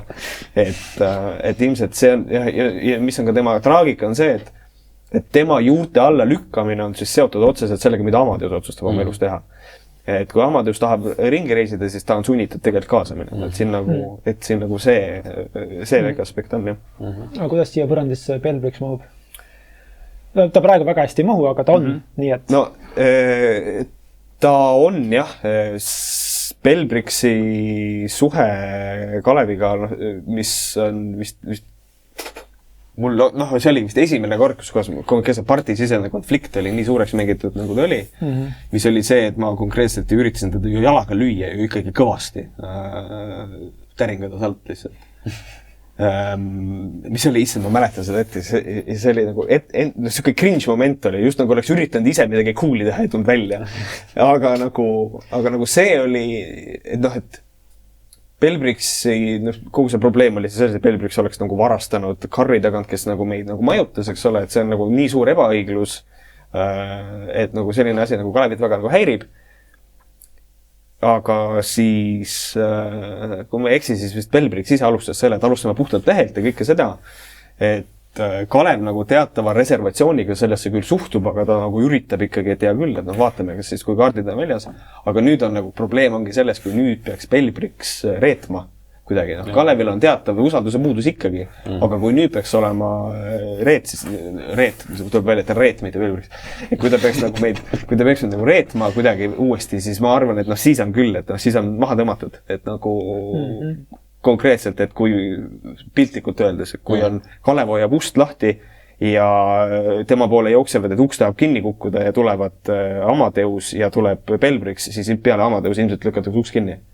Kas lükatakse kinni või lihtsalt laseb lahti? Pigem seda, mitte et otseselt, see oleneb muidugi reetmise astmest, aga nagu seal on nagu see, et noh, tegelikult Kalev on nagu up to second chances, but not third ones, et nagu selles mõttes, et seal nagu see probleem nagu on. Aga Kaleviga ongi see, et sul on olnud väga pikk aeg nüüd teda üles ehitada järjest, aga oma elu jooksul sa oled mänginud väga palju erinevaid tegelasi. Et kas sa tunned, et nii-öelda selline D&D tegelase, selline tavapärane võib-olla lavastuse tegelane, et millised need sellised mingid erinevused või sarnasused siis seal on? Kõige suurem erinevus on see, et ma saan Kalevit ise kirjutada tegelikult. See on nagu kõige suurem erinevus, sest et kui ma nagu igal pool mujal, siis ma mängin alati kellegi teise välja mõeldud asja, et noh, et siin on, et kui panna mind näitlejana mingisugusesse tahta panna nagu rohkem näitlejana, siis Holger peaks mulle võib-olla kirjutama ette karakteri, tema tausta, mis tema motivatsioonid on, ja siis, kui ma mängiks 100 karakterit, siis ma oleks, see on nagu suht sama, ainult et füüsiliselt vähem võib-olla nõudliks, ma saan lauadega istuda, eks ole.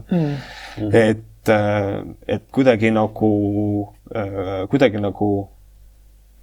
aga ma arvan, et mingisugused muud sarnasused, ma ei tea, karakteri mängimine on üldiselt minu jaoks, ma olen nagu selles mõttes natuke nõme näitleja, et ma ei taha näitlemisest kunagi nagu väga nagu esoteeriliselt rääkida, nagu tihtipeale nagu tehakse. Ja, siis ma läksin ajas tagasi ja siis okei, lahe, Back to the Future, cool. Et kuidagi nagu mina lähtun alati sellest, et kuidas mina suhestun ja mul on nagu Billy Bob Thorntoniga selles mõttes natukene nagu sarnane suhtumine, et iga karakter, keda ma mängin, on põhimõtteliselt nagu mina paralleeluniversumis. Et ma ei ole kindlasti mitte see näitleja, kes on full kuradi, ma ei taha öelda method, sellepärast, et method acting gets a really weird rep. Sest et tegelikult method acting on Stanislavski meetod, mille peale on üles ehitatud kogu Eesti näitlejaskond. Et nagu tegelikult, et ma nagu ja tavaliselt method acting on alati siis, kui tahetakse mingit värdet mängida, siis on, Jared Leto on hea näide, kuidas minu arust näitleja võib olla täiesti nagu keegi võiks ta maha matta. Aga ühesõnaga, et kuidagi selline, et see on versioon minust, et kuidas mina teeksin, mina antud olukorras, see aitab mind hästi palju, aga siis lihtsalt mingisugused asjad külge pookida, et mina reageeriks nii, aga kuna temal on nagu sellised eelistused, siis ta teeb teise otsuse, aga põhimõtteliselt nagu siuke. Kui palju nagu need, just see viimane nii-öelda see mõte, et kui palju, ütleme nagu kehastades mingisugust nii-öelda lavategelast, siis kui palju sa saad või pead või võiks üldsegi nii-öelda selle tüki jooksul mõelda, et nagu miks ta teeb või miks piltlikult on kirjutatud, et ta ütleb niimoodi selles kontekstis selles olukorras ja käitub niimoodi või siis piltlikult ongi, et siin on kirjas, ütleb kurjalt. Ma teen seda. No sellised näitlejad vist on väga vähe, kes nagu seda teist asja teevad, sellepärast, et tegelikult põnev on aru saada. Üldiselt on niimoodi, et kui sa oled laval ja ütled sõnu, näiteks Kalju Komissarov õpetas seda ka meile, et kui sa oled laval ja sa räägid midagi, millest ise aru ei saa, siis publik saalis ei saa aru sellest. Kui sa ise saad aru, siis publik saab aru. Ja seega on hästi oluline aru saada, mis on mu karakteri motivatsioonid, et miks ma seda ütlen, et see oleks põhjendatud. ja siis ka, kuule, ta niimoodi vihaselt küsis selle, mille peale te vihane olid, siis sa oskad nagu seletada, mitte see, et ma ei tea, tekstiraamat ütleb, see on nagu hästi laisk suhtumine. Aga põhimõtteliselt, et ikkagi näitlejana nagu mina tegelen küll sellega, et aru saada, mis need motivatsioonid ja asjad on. Et küll, aga mul on nagu, talve puhul on hea, et Ergo Kuld, kes oli talve režissöör näiteks, siis temal oli väga selge arusaam sellest, millised karakterid on ja ma mäletan, istusime Kalamäes vist kuskil istusin Reval-Cafees vist. Istusime Reval-Cafees maha ja ta vist 40 minutit ja seletus mulle väga üksikasjalikult ära sellest, et mis asi see on, mida siis sinu karakter tegelikult tahab, mis ta probleemid on, kõike seda ja ta rääkis asju, mis filmist välja ei tule ja ei pidanudki tulema, et mul oli nii palju tausta, millega kogu aeg arvestada, et ma nagu teadsin täpselt, et mul oli kogu aeg mingisugune referents nagu olemas, et see aitab nagu väga palju. Just hakkasin just küsima, et kas on sukst tegelasi ka, kelle kohta sa tead piltlikult rohkem nagu, aga kui nagu see erand nüüd välja võtta või see olukord välja võtta, kas võrreldes nüüd Kaleviga, ütleme, et nagu me teame, siis relevant scriptid, ehk siis kui ma kirjutan sulle rea ette, et Kalev ütleb pahaselt, ma olen pahane, Belbriks, ära nii tee ja anna sulle ette, sa nii-öelda selle mängid välja versus siis mingisugune tegelane mingist nii-öelda lavastusest, siis kui süvitsi või kui kaugele sa ise nagu pead või lähed üldse selle arusaamisega, et miks, loomulikult sa ei hakka uurima mingi oma tegelase, lavategelase puhul mingi, kus ta sündis, kus on tema suhe sellega, kuigi tegemist on üldse mingi, ma ei tea, mingi surivoodil rääkiva mingi monotükiga põhimõtteliselt näiteks. Aga mõttega, et kui kaugel nagu minnakse või oled läinud piltlikult nagu selle uurimisega, et mingist hetkest on liiga palju, sest ma ei saa seda tagantreast ju sealt kätte ja siis ma pean nüüdma, et ära esine. Sest Kalev sa ju tead, üldjuhul sa kas tead või sa hakkad teadma sel hetkel, miks ta ütleb nii? Kui see make sense? Vist nagu mängib, mul on nagu TND puhul ongi nagu see, et tegelikult üldiselt on nende, mis puudub karakterite taustasid üldse, siis nagu tegelikult on hästi hea, et ma olen umbes teadlik, aga kui ma nagu aktiivselt mängin või kui ma aktiivselt sellega tegelen, et tegelikult see on vaja nii-öelda redutseerida mingisuguseks väga lihtsateks punktideks, millest ma kindlasti pean kinni pidama. Et see on täpselt samamoodi nagu Kalevi puhul ka, eks ole, Kalevi taust on see, ma ei tea, kas olen seda kunagi nagu avanud kuskil avalikult ka, et Kalev on tegelikult, et ta oli oma selle, et Oolok siis ei ole tema vend tegelikult, nad olid koos lastekodus, nad kasvasid koos lastekodus üles, neil tekkis seal omavahel mingisugune bond lihtsalt ja nad totaalselt keeldusid, et kui üks lapsendatakse, siis ma tulen kaasa või me ei lähe kumbki ja sellest nad pidasid kinni ja siis ühel hetkel, kui tuli Nurmekundi külavanem, ütles, et võtan siis mõlemad, et siis nad sealt ja nad on kogu aeg olnud nagu super tait, eks ole, et kõik need asjad on nagu see on vaja redutseerida mingisuguseks punktiks, mis on Kalevi puhul see, et ta on oluliselt aldim usaldama poolorke. Ja ta on oluliselt aldim mitte usaldama haldeid, kes lastekodu jooksutasid. See on tema probleem. Ja siit tuleb ka tema see humans are inherently flawed. Ehk siis Kalevi loogika on see, et talle ei meeldi ebaõiglus, mis tähendab seda, et kui Kalev näeb otsest nagu rassismi, vist mingisuguse kerge sellise rassismi asjaga, mis me puutusime mingis episoodis kokku ka, kus Kalevil korra nagu mingi asi kihvatas. Ma mäletan seda juba hästi. Aga ta on ise mildly racist towards elvis. sest et tal on, see on nagu see, et mitte, et ta nagu ta ei usalda nii palju. Ja see on väga inimlik probleem. Et et selles mõttes ka, et mina ju ka, ma ei ole rassist ja kõike seda, aga minus eriti praeguses poliitilises kontekstis, kui keegi vene nimega inimene hakkab rääkima Ukraina sõjas, siis korra käib läbi nagu, ja tegelikult see on asi, millega on vaja inimesel aktiivselt tegeleda, tegelikult kuula ära ja siis nagu reageeri, eks ole. Et nagu, need on vaja kõik kuidagi mingites punktideks nagu panna endale, et mis on need nagu mängureeglid, millega ma teda nagu mängin. Et siis muidu see lihtsalt pead paljude asjadega nagu tegelema. Ja siis, ma ei tea, ma siiamaani mõnes mõttes kardan neid hetki, mis võib-olla tulevad, et ühel hetkel üks mängija laua taga küsib Kalevi käest midagi ja siis ma tegelikult ei ole selle peale kunagi mõelnud, siis ma pean ta on the fly välja mõtlema, et see saab nagu põnev olema. Küll aga kui on üks asi, mida ma mõnes mõttes nagu kahetsen, ma mõnes mõttes leian seda, et teda vastas Märt, mitte Kalev, oli see, et ma tegelikult tunnen seda, Kalevi vist ei oleks pidanud ütlema, et Olop ta vend on kohe välja. Nagu pärast näris hingi, kurat, et huvitav, ja siis nagu ma mõtlengi nagu läbi karakteri, huvitav, miks Kalev ütles seda? Miks ta nagu ütles? Ja noh, mul on loogika olemas, Kalev ütles seda sellepärast, et ta oli nii šokeeritud, et seda nime kuulis. Et ta lihtsalt, et see mu vend ja siis pärast sa erud, võib-olla, noh, nüüd võib-olla parti kuidagi hakkab teismoodi suhtuma sellest asja, mis siis saab, kui Olok on, ma ei tea, mingisugune kuradi mõrvar ja mida iganes kõik. Et noh, kui sa suudad endaks ikkagi ka nagu retroaktiivselt mingi asja natuke ära põhjendada, siis on nagu hästi. Aga kui sa nagu full blown, et ei, that makes no sense, siis ongi nagu probleem, mis tegelikult, kui me eksi, siis vist ma nimesid ei nimeta, mis meil ühel karakteril ju tegelikult karakteri ja mängija vahel oli dissonants, mida ta meile chati kirjutas, et tegelikult ta nagu päris täpselt, ta tundis, et ta võib-olla tahab uue karakteri teha, et noh, ta tunneb, et asi nagu ei suju. Ja nüüd, ma ei tea, mulle tundub, et sujub.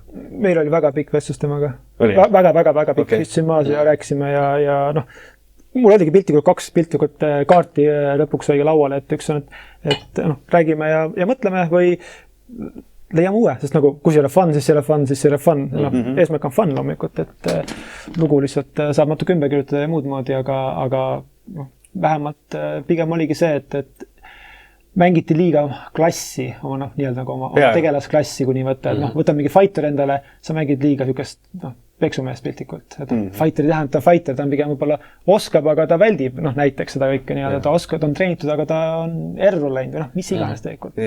Et noh, see nagu töötas väga hästi läbi välja ja noh, loodan loomulikult, et ta ei reeda Kalevite gruppi, sest noh, ma ei ole kindel, et sellest on ühtegi vestlust, mida ma saan mängiga pidada, mis päästaks tookord enam. Ei taha ka nagu nii-öelda peale surutult ning lihtsalt kirjutada neid kokku. Ja nad elasid õnnelikult edasi. Ei, sest me nägime, kuidas lihtsalt see paat uppus piltlikult. Ei, no mida kauem üks teine mäng edasi läheb, seda rohkem või suuremaks see protsent läheb, et kuskilt mingi hetk keegi kuidagi moodi nagu veitsa langeb välja. Et kas siis tegelane või mängija hullemal juhtumil. Et vabalt võib olla mingi hetk, et sinu mängus vist oligi see, kus mingisugused tegelased lõpuks lõid ühe tegelase maha lihtsalt. Üks tegelane lõi ühe maha. Ja, konflikt oli korraik, noh, üks mängijatest või tegelast oligi Kleerik, kes oli väga ennast täis, endast liiga hea arvamusel, väga nagu üliku taustaga ja siis ta rändas koos nende ürendtüüpidega, kes olid veel ikka natuke lihtsamad, palju lihtsamad ja noh, ühel tegelasel oli ka väga niisugune nii-öelda moraalne kompass asi kuidagi nagu natuke ka, et nagu kaitses nagu nõrgemaid ja loomi asju. Ja lihtsalt ühes meresituatsioonis laevalt igalt poolt vahed lensid igas suunas ja ta kasutas mingit loitsu kastas ühe põrsa peal, kes adopteeriti gruppi. Mitte küll nagu mängijana, vaid tegelasena adopteeriti gruppi, et takistada, et ta vajuks nagu grupile peale. Aga noh, see tegi põrsale viga ja pärast, kui siis sealt väljuti, siis tõmmati seal mängijatega seal pea maha. Minu jooksis kõik kokku, sest ma ei ole mitte kunagi sellesse kohanud. Mitte kunagi. Ja siis mu peas oli need mõtted, kuidas ma seda parandan, kuidas ma teen seda, et see ei juhtuks või et see oleks korras. Aga suures pildis ma ei teinud seda ja ma lasin lool jätkuda ja nüüd on ta uue tegelasega ja põhimõtteliselt nagu sukk ja saabas selle, kes ta pea nii-öelda maha võttis. Aga see make'is sense jällegi, et ta nagu ajus ära, et ei ongi jälle see, et äkki ikka punitama ja äkki ikka mingi hetkel viskab, et üle sagas jätata maha, piltlikult sa ei ütle hommikul, et me läksime kõrtsust ära või siis võtad peaaegu lühemaks. Ja ei, no kui seal ongi see teema, et see rong lõpuks ikkagi liigub puhtalt sinna suunas, et keegi kuskilt peab nagu lahku lööma, siis seda ei hoia nagu nii ära, et sa lihtsalt pikendad seda aega. Pluss on ebamugav võib-olla vaadata või kuulata ja üksteise ka tegelikult. Kui sa ise ka tunned kogu aeg, et okei, ma mängin, aga samas kogu aeg on tegelikult mingi tegelaste vahel on konflikt üleval, siis lõpuks on nagu see, et mida kauem nagu parti seikleb koos, siis seda rohkem ikkagi, vahepeal see mingid väiksed konflikte lainetamisi on, aga seda rohkem nad ikkagi nagu rohkem tight knit on. Ja kui kogu aeg on nagu mingisugune asi õhus, siis lõpuks on see, et replace mis iganes. Aga kui see orgaaniliselt juhtub, siis it's fine. Kui nagu mängijad peavad omavahel ka teadlikud olema sellest, et noh, siis on nagu nukker, et kui üks läheb ja ma löön sul pea maha, kuigi tema räigelt tahaks mängida seda tegelast edasi, et siis nagu tekib mängijate vahel. Ja ma just mõtlengi nagu seda, et nagu siin, et konfliktid on karakterite vahel, kui need mängijate vahele tekivad ja eriti karakterite pärast, et siis on nagu väga halb, et see on, kui ma eksin, siis see on isegi probleem, millega Critical Role on rinda pistnud, et meil oli üks... Seal oli jah, probleemmängija nimetame niimoodi seda, et kuna liiga palju infot ei lagatud, siis me ainult spekuleerime loomulikult selle üle, aga jah, seal oli olukord, mis siis nii-öelda lahendati lõpuks mänge eemaldamisega grupist. Löödi pea maha mängir. Laivis. Selle kohta ei ole väga palju avaldatud. Keegi ei anna kommentaari ka midagi, et siis nagu ongi. Aga jah, ei, see mõttes, huvitav see, et kui tegelikult see mänge tahtis väga oma seda kleerikut jätkata, ta just oli mingi paar päeva varem ostnud need spellkaardid enda kleerikule, eks kõik loitsud olid tal nii-öelda füüsilised kujul olemas. Ja siis jäi ma tegelikult ilma. Aga tegelikult tagantjärgi ta on väga õnne ikka rahulik. Aga mis mulle nagu meeldib on see, et nagu sa ütlesid, et sellest otseselt nagu räägitud ei ole kõike seda, aga YouTube on täis ju igasuguseid sisulooja, kes räägivad, kes räägib Magicust, kes räägib D&D-st. Ja siis kui on nagu D&D sisuloojad, nagu DM-id, kes nagu ma nagu usaldan neid väga palju, kui nad nagu loevad välja, et ei jah, see on probleemne mängija. Et nagu mul läheb üle ainult uskuda selles mõttes, et nagu ma usaldan inimesi, kes on DM-inud, nad saavad aru, mängijad vaatavad, kuidas mängitakse. Et selles mõttes nagu põnev tundub seda. Nii on. Et oodab Pelbiks midagi ei tee rohkem. Muidu kirve kahjat. Väga madalat pead lööma, et pead midagi võtta. Peame nüüd Kristjanile saatma lingi, et you have to listen to this. There's some important information. Title, important, warning. Siin on vaja nagu arvestada sellega ka, et nagu, et kas Kalev nüüd kohe tapma kogus, see on nagu teine asi, et see eeldab teatavat räigust, aga jah, seal võib olla lihtsalt see, et ta on disowned, et ta võib partis edasi olla, aga nagu kas see sild enam parandab? Jah. Aga, et hakata vaikselt otsi kokku tõmbama. Sa ise podcastid ju samamoodi väga aktiivselt, võhkareid. Ja minu andmete kohaselt, kui ma õigesti mäletan, siis sai hiljuti 100 episoodi täis. Jah, Patrooni ja YouTube, jah. Kokku Patrooni YouTube. Mis sihukese pikalt kestnud eduka podcasti tegemise võti on? Ta on pankirja. Räägesti aegselt. Seda on jube raske nagu ju tegelikult paika panna, et selles mõttes, et siin on nii mitu aspekti, et üks asi on see, et kui sa räägid päevakajalistel teemadel, see annab ühe plussi juba. Teine asi on see, kui sul on mingisugune established põhi olemas, mis nagu minu puhul nagu oli olemas ja Andrese puhul täpselt samamoodi, sest et ka tema oli enne podcasti teinud.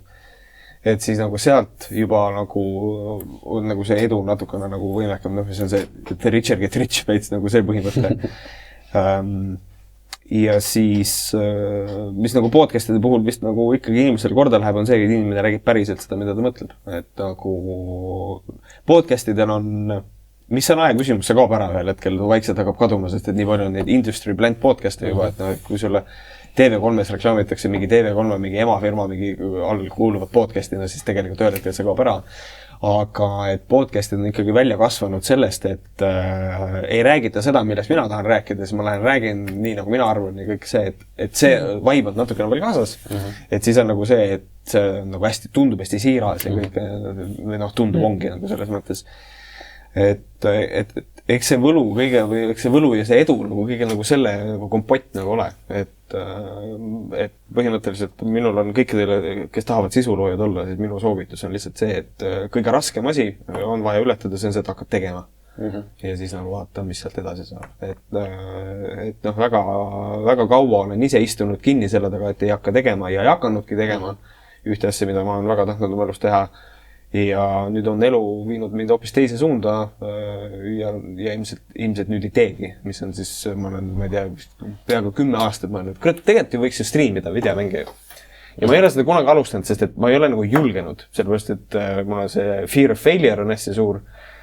Ja siis nüüd tegelikult nii karm kui see ka ei ole, siis lapse saamine on mulle väga selgeks teinud, et ain't gonna happen, man. Et nagu praegu on see aeg, nagu see on läbi.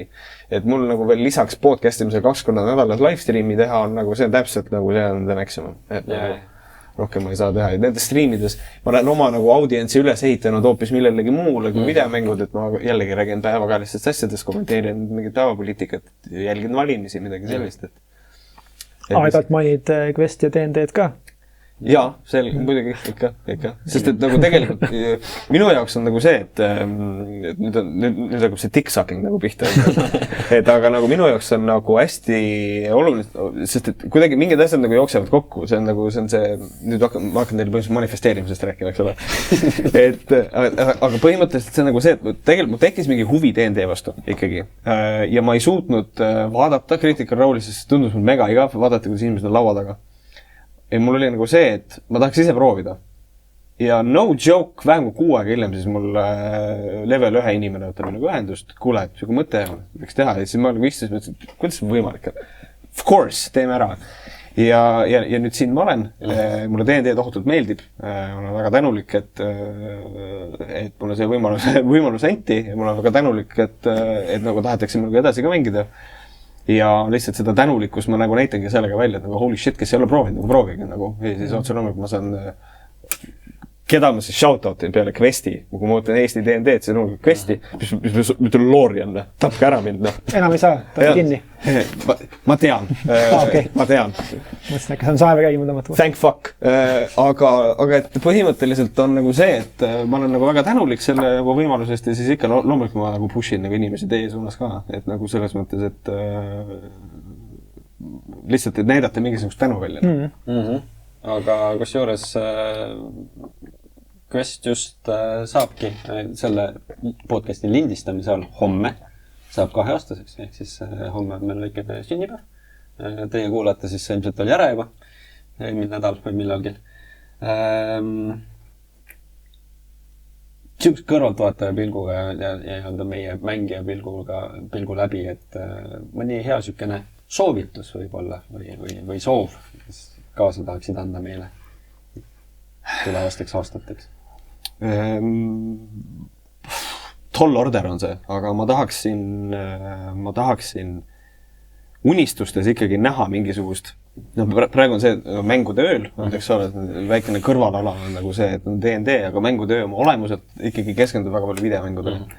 Ma tahaksin näha seda, et meil on see tõenäoliselt see tuleb nagu kokku lükata nagu erinevatel asjadel ka, aga et mingid lauamängu kommuunid ja asjad, et neil oleks ometi üritus. Mingisugune siukene mitte siis selle pettuse tähenduses, aga conventioni tähenduses. Seda ka. See mõlemad saab ka. Mõlemad, jah. No kui te sinna oma kaubaga tulete, siis on con. Üks ei välista teist. Et see on võib-olla üks asi, nagu, kuhu suunas mina arvan, et võiks nagu vaadata. Et küll jah, minu kuradi unistustes on nagu see, et üliäge oleks, et ongi mingi tabletopide mingi con, eks ole, et mul on täpselt samamoodi, et ülemistes ühes saalis on D&D näidis, seal on kurps, seal on kuradi Fate, seal on, ma ei tea, mingisugune väljasurnud asi, mis asi see on D20 modern, mingi väljasurnud asi, eks ole, et mingid siuksed asjad, et lihtsalt inimesed saaks ikka nagu tutvuda sellega, sest et minul on teatav huvi tekkinud kurpsi vastu, sest et ma tahan ise DM-ida ühte mängu ja ma otsustasin, ma ei hakka kuradi tervet D&D homerooma, et selle jaoks, et ma pigem võtan midagi modulaarset. Hästi huvitav on lugeda, sest et nüüd, kui sa oled D&D-d olen nagu mänginud, siis kõik tundub hästi vale. Et nagu, mis mõttes mul ei ole D20? Mis mõttes mul on 6 D6? What? Miks? Aga tellisin endale täringud ära juba, et lihtsalt motivatsiooniks, et panen nad laua peale istuma, et ma nagu saaks lugeda edasi ja siis sama campaign'i olen nagu natukene vaeva näha. Nii et millal see Gothic juhtub? Gothic juhtub, ma julgen vabalt tööd, ma arvan, et töötan sellega veel vähemalt aasta, aga minu teatav unistus on nagu see, et kui see asi mul töötab ja mind usaldatakse, siis ma võib-olla istuksin seal, kus sina praegu ja võib-olla prooviks seda jooksutada isegi. Oota, aga mis see tähendab? Aasta aega? Tegelikult sellega, miks aasta, miks nii kaua? Sellepärast, et mul on nagu, ma olen selles mõttes, mul on veits autistlikud jooned, mis on see, et ühel hetkel ma lihtsalt lükkan projekti kõrvale ja ma ei tegele sellega, ma ei ole nüüd projektiga, ma ei ole sellega tegelenud. Augustis kolisin, nüüd september, oktoober, november, ehk siis jah, ma ei ole temaga nüüd 4 kuud tegelenud, lihtsalt sellepärast, et mul ei ole nagu tahtmist olnud. Aga ma tunnen seda, et ma tahan veel, kuna ma nii-öelda bordin, mulle meeldib seda niimoodi öelda, ma bordin videomängu tabletopi, siis tegelikult ja videomängus on nagu 3 väga suurt nagu liini või suunda, kuidas sa saad mängu läbi teha. Siis ma tahan kõik need läbi mängida, kõik üles kirjutada ja siis hakata sinna ümber ehitama seda vahtu, et mis siis saab, kui mul mängija otsustab, et ma teen seda ja tada. Et ma lihtsalt, kuna see on minu esimene asi, mida ma nagu niimoodi üritan nagu välja nagu tõsiselt teha nagu tabletopina, siis ma kindlasti produtseerin teda üle. Jah. Aga see on osa õppimisest, et ma ei ole veel nii kaugele jõudnud, et ma worldbuilding osas sinuga kontakti võtan, mida ma ilmselt ühel hetkel teen ka. Kuna sa oled mu DM olnud, siis ma ilmselt sinu käest kunagi ütlen, olge vaita! No küll, aga samas nagu teemina, kellel on nii-öelda kogemust, nagu ma ei saa mitte seda öelda, et ütlemata jätta, et nagu paned üle teadlikult, no vähemalt sa tead seda, et sa tead, sa paned üle, aga sa paned veel rohkem üle. Selle mõttega, et sa ei saa mitte kunagi sellega valmis. See on fakt. Ja sa ainult jäädki seda nii-öelda valmistama ja tegema ja see asi jätkub veel tegelikult. Et selles mõttes better done than perfect põhimõtteliselt. No, muidugi jah, sul on protsessis nii-öelda vaja veel teha, et nagu tehnilisi asju veel siiski aru saada, aga nii pikka deadline endale anda, sa jäädki seda tegema. Ma kardan ka seda, nagu, aga see on nagu selle masturbatsiooniga, see on kättevõtmise asi, et tuleb lihtsalt kätte võtta. Pärast on käed tööd täis või? Jah, just, et siis eks ma kõige suuremaks takistuseks on tegelikult ikkagi see, et ma väga pikalt kahtlesin nagu mängusüsteemi peal. Et ma siin nagu vahepeal olin nagu nüüd see läheb nagu väga nagu nendesse detailidesse juba, aga ma vahepeal kaalusin väga sükest asja nagu Fate'i kasutada, sükest süsteemi. Aga siis, kui ma nagu lugesin, mida inimesed Fate'i kohta räägivad, siis ma saan aru see, et mängijatele annab Fate suhteliselt palju nagu võimu nagu teha, seal on Fate-punktid on põhimõtteliselt narrative currency, mis on põhimõtteliselt tegelikult minu arust nagu see, et mängijal on hetkeks olla võimalus DM, siis minul on see, et kuna see maailm, mida mina ehitan, on nagu see, et kui sul oli skaala 1-10, siis 1 oli Monty Python ja mis sul 10 oli? Ma arvaks, et äkki sõrmust lisanda, aga ma ei tea. Jaa, oli. Lotr. Just, Lotr. Siis minul on nagu see skaala on nagu teistsugune, et mul on nagu hästi Dark Gothic on see 10, ehk siis mul on nagu see on Monty Python ja 10 Dark Souls. Ja tegelikult nüüd vanemana seda Gothicu mängu mängides ma saan aru, see mäng on fucking hard 9. Lihtsalt graafik omal ajal jättes mulje, et see on selline whimsical veits. Not at all, see maailm on putsis, mis seal eksisteerib. Ja siis ma ei taha anda mängijatele seda võimu. Ja, et liiga meemiseks tõmmata asja. Ja et siis tegelikult ma tahan, et mängijal oleks lõbus, aga ma tahan, et tal oleks raske, et maailm on tegelikult ikkagi karm. Ja ma tahan neid läbi muda vedada selle, mul on nagu selline asi ka, et ma ikkagi 10 ei lähe, aga eks ta 9 on ja ma leian, et nagu kurps nagu seda vist ka nagu võimaldab, sellepärast, et jällegi, kui lugeda, siis on nagu see, et kurps on üles ehitatud oma olemuselt. D&D-s saab ka kõike teha, selles mõttes, aga nagu kurps on üles ehitatud nagu simulaatorina pigem kui selline arcade one-mäng, et D&D jätab mulle alati selle mulje, et kui ma olen 1,20 m pikk mees ja ma tahan panna pealt korvpalliplatsil ja siis ma veeretan 20, et siis DM ütleb, tea, kuidas see võimalik on, mis seal kõik juhtub, aga sa paned pealt. Siis kurpsis ma ei lase veeretada, sa oled liiga lühike, su statid ei luba su hüpata nii kaugele. Et ma nagu veits lähen nagu selline asinine D&D peale, või teemimise peale. Et nagu ma olen selle koha pealt nagu karm. Küll aga holy shit, kui hea on D&D-l, on D&D Beyond. Nagu Jeesus Kristus ja mitte ühelgi teisel süsteemil sugust asja ei ole ja kurpsil ei ole seda sellepärast, et seal on mingisugune kurpsi looja kardab vist mingit IP-vargust või mingit sugust asja ja siis on olemas Exceli tabelid, millest teha neid asju ja mingisugused tasuta programmid, mis on, ma ei tea, mitu aastat uuendamata, eks ole, aga proovime, vaatame saab. Siis väliseks motivatsiooniks sulle, et äkki mingil hetkel jõuame sinnamaani, et teeme Realmile piisikese pausi sisse ja siis sa jooksutad meile teete switchi ja siis jooksutab meile natuke enam seda kotikut, mingit samshotti.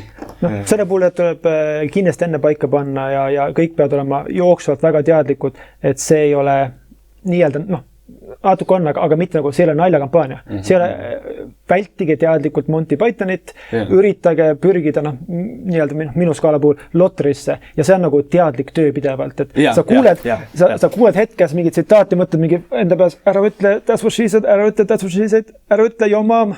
Ei ütle. Jah, ma veits nagu selles mõttes olen, et iseenesest jah, selline väliste meemide sissetoomine ja mingil määral neid ei saa nagu vältida, aga nagu selles mõttes maailm on alati nagu see, mis peaks nagu tagasi tooma. Ma leian, et see on nagu veits nagu minu teha, et nagu tegelikult sa võid nagu meemida, et nagu mul ei ole selle vastu mitte midagi, kui on üks väga naljakas mingisugune innis istumine.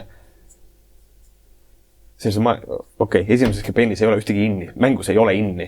On küll. Sorry, on. New Campis on üks. Aga, et ühesõnaga, et neil võib olla väga lõbus, aga tegelikult nagu, see saab ühel hetkel läbi ja siis on see, et jälle on kõik on hästi sidas. Et see ongi. Okei, väga cool, siis on meil kokku lepitud. Aga mis see kalendris kuupäev kirja praegu või? Eks äkki mingi jaanuar teema. Aga teeme niimoodi, nagu me tee kuupäevse kokku lepitud. Ei, ma vaatan ja siis ei räägi. Lihtsalt ei ütle. Tõsi. 2025 juba nagu, et varsti järgmine kuu äkki saab. Graafik liigub praegu natukene. Õnneks on praegu meil 2 mängu paigas järjestikku, nii et ehk. Ja. Kõik on soft maybe loomulikult, sest te kõik näitlete, aga ära esine. Ja see ongi, ja see on nagu nii, see on üks asi, mul on oma sõbraga, kes mul on eluaeg teinud sihukest tööd, graafiku alusel ja mul on juba raske talle, iga kord ta küsib mu käest, et kas tuled külla või tulen külla või midagi sihukest ja siis iga kord on nagu see, et kuidas see järgmine nädal, siis ma ei tea. Ja siis ongi nagu see, et ja ongi lõppkokkuvõttes inimene ei saagi aru sellest, et näitleja, eriti vabakutselise näitleja elu on selles mõttes nagu tegelikult ma julgen öelda, et isegi nagu sitt, et nagu tõepoolest, et plaanide tegemine on nagu juba keeruline ja see on nii kaootiline. Et nagu Kristjan Lüüs ütles, et kas me saame kokku leppida, sa küsisid, et iga kuus mingi üks kuupäev ja siis nagu tegelikult ei saa. Ei saa. Eks ta nii ongi ja siis, aga vähemalt siis paat igast liigub praegu, nii et see rääks hästi. Jah, absoluutselt. Sest tavaliselt me oleme teinud niimoodi kogu aeg, et me oleme ju järgmise kuupäeva kokku leppinud ja nüüd on olnud see, et nüüd on 2, holy shit. Ja ma olin ka, et päris hea. Päris hea. Ma ei uskunud, et see juhtub, aga juhtus. Jah, täpselt. Ja võt, aga tõmbame vaikselt otsad kokku, sest ma arvan, et muidu meil neid teemasid jätkub lõpmatuseni ja me teeme podcasti mingi 12 tunnise. Just, et... Ma ei tea, võib-olla mõnele äkki sobib. Pikad sul need võhkarid ja... Need on niimoodi, et 2 tundi on selline, kus kohast võib-olla tahaks hakata kokku tõmbama. Kõige pikem on 2.40 ja üldiselt ma ütleks, et keskmine on, ma ütleks, 1:45 võib-olla midagi sinna kanti. Et siht on selles, et võiks 1,5 tundi olla, aga teemad tihti peale lähevad 2 välja. Aga nagu mingil hetkel sa hakkad ise väsima ja mingil hetkel on vaja kuule peale mõelda ka nagu. Jah, seda küll. Eks ongi et kui palju inimesel üldse aega on kuulata, täpselt samamoodi, et meil on tööl koju tulnud ja siis võib-olla istub ja siis mingi hetk vaatab, et tahaks mingi magama minna või mis iganes sööma. Rääkimata sellest, mõnele inimesele ei meeldi podcasti pausida. Ta tahab ühe kuulamisega ära kuulata. Et siin, kellega koos ma podcasti teen, Andres Jääger, siis tema on nagu paus ja tema ei saanudki aru, me tegime ühe saate, mis oli 2.40 ja siis keegi vist julges öelda, et saade on natuke liiga pikk. Ja siis sellele järgnes The Holy Wrath of Andres Jääger. Ja siis nagu ütles, et saad aru, sa paned pausi peale ju. Ja siis ongi, et tegelikult mina olen ise ka nagu see, et mina podcast'e kuulan nii palju, et ma kuulan Drop Thrace'i podcast'i, mis räägib videomängudest. Ja ma olen korduvalt teinud seda, et ma olen autosõiduga kuulanud seda, ka siia sõites kuulasin, nüüd tagasi sõites kuulan edasi, aga kui ma nüüd, mul on podcast pooleli, ega ma teda pärast enam edasi ei kuula järgmine päev. Natkene jätab. Jah, see on nagu avatud toitumis nii-öelda jahtub maha ja see ei ole see vibe, see on nagu... Eriti, kui on päevakaarised teemad. Et nagu teemad saavad ju vanaks, mida et seal on see kasi ka. Jah, aga meie podcasti võib kuulata nii poole kaupa, veerandi kaupa kui ka tagurpidi. Kuigi mitte üldse. mis on hea asi, mida öelda, sellepärast, et you wouldn't know. Jah, ta küll, 7 kuu pärast uuesti, ma ei tea, äkki. No vaatame, kuidas Raunal ajaga on. Äkki saab järgmise aasta jooksul tulla läbi. Äkki on varianti 2023, no pole kaugel. Jah, aga siuke ta meie, ma ei tea, kas me saame seda panna nii selle Quest sünnipäeva vihavarja alla, et me tegime selle podcasti ka ära nüüd, et kas see nagu läheb selle sünnipäeva? Ma ei tea, no tõenäoliselt läheb vist järgmine nädal. Arvatavasti küll, jah. Nii et noh, ei tea, järgmine nädal. Okei. No võib olla see vihmavari, et ei ole. Igastas... Meie otsustame. Jah. Meie asi. Ma ei tea. Teie kanal, teie platvorm. Ma olen nagu mingi Ameerika koolitaja. Sa võitled selle nimel. Jah, aga võitleme selle nimel, et lõpetame selle osa ära. Saadame Märdi tagasi kooli. Aitüma. Näeme varsti. Märti näed Relmis, kui tahate veel näha siin laua taga. Samas kohas. Ühel hetkel ka võib-olla seal toolist nagu täna selgeks sai. Jah, paneme siia nii-öelda description'isse alla selle kuupäeva, millal siis see juhtub. Kodus vaatab pulss, et võid mingi hüpe ja vaatame. Jõuad koju niimoodi, siin podcast tööle panna, need vaikus sõidad. Oh, jah. No nii, aga let's stop. Jaa, aitab küll ja teate küll kõiki neid Questi asju, nii et minge Discordi asju, et... Ja vaadake Võhkari. Jah. Ja vaadake ka, võib-olla. Märt on aega teisipäeviti ja laupäeviti oli laivis. Jah, ei, kolmapäeviti ja laupäeviti kell 7. Jah, muidugi, sest meil oli jalgtöö kolmapäeviti mäng ja siis ma ei saanud kunagi olla nii-öelda sel päeval kuulamas.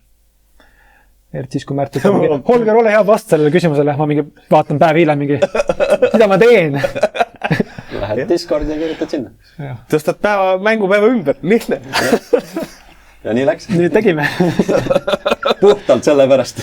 Ja nüüd ma ei ole enam öelnud, Holger nüüd kohe vasta. Tere! Okei. Aitab küll. Aitäh teile. Homme jälle. Tšau. Adios.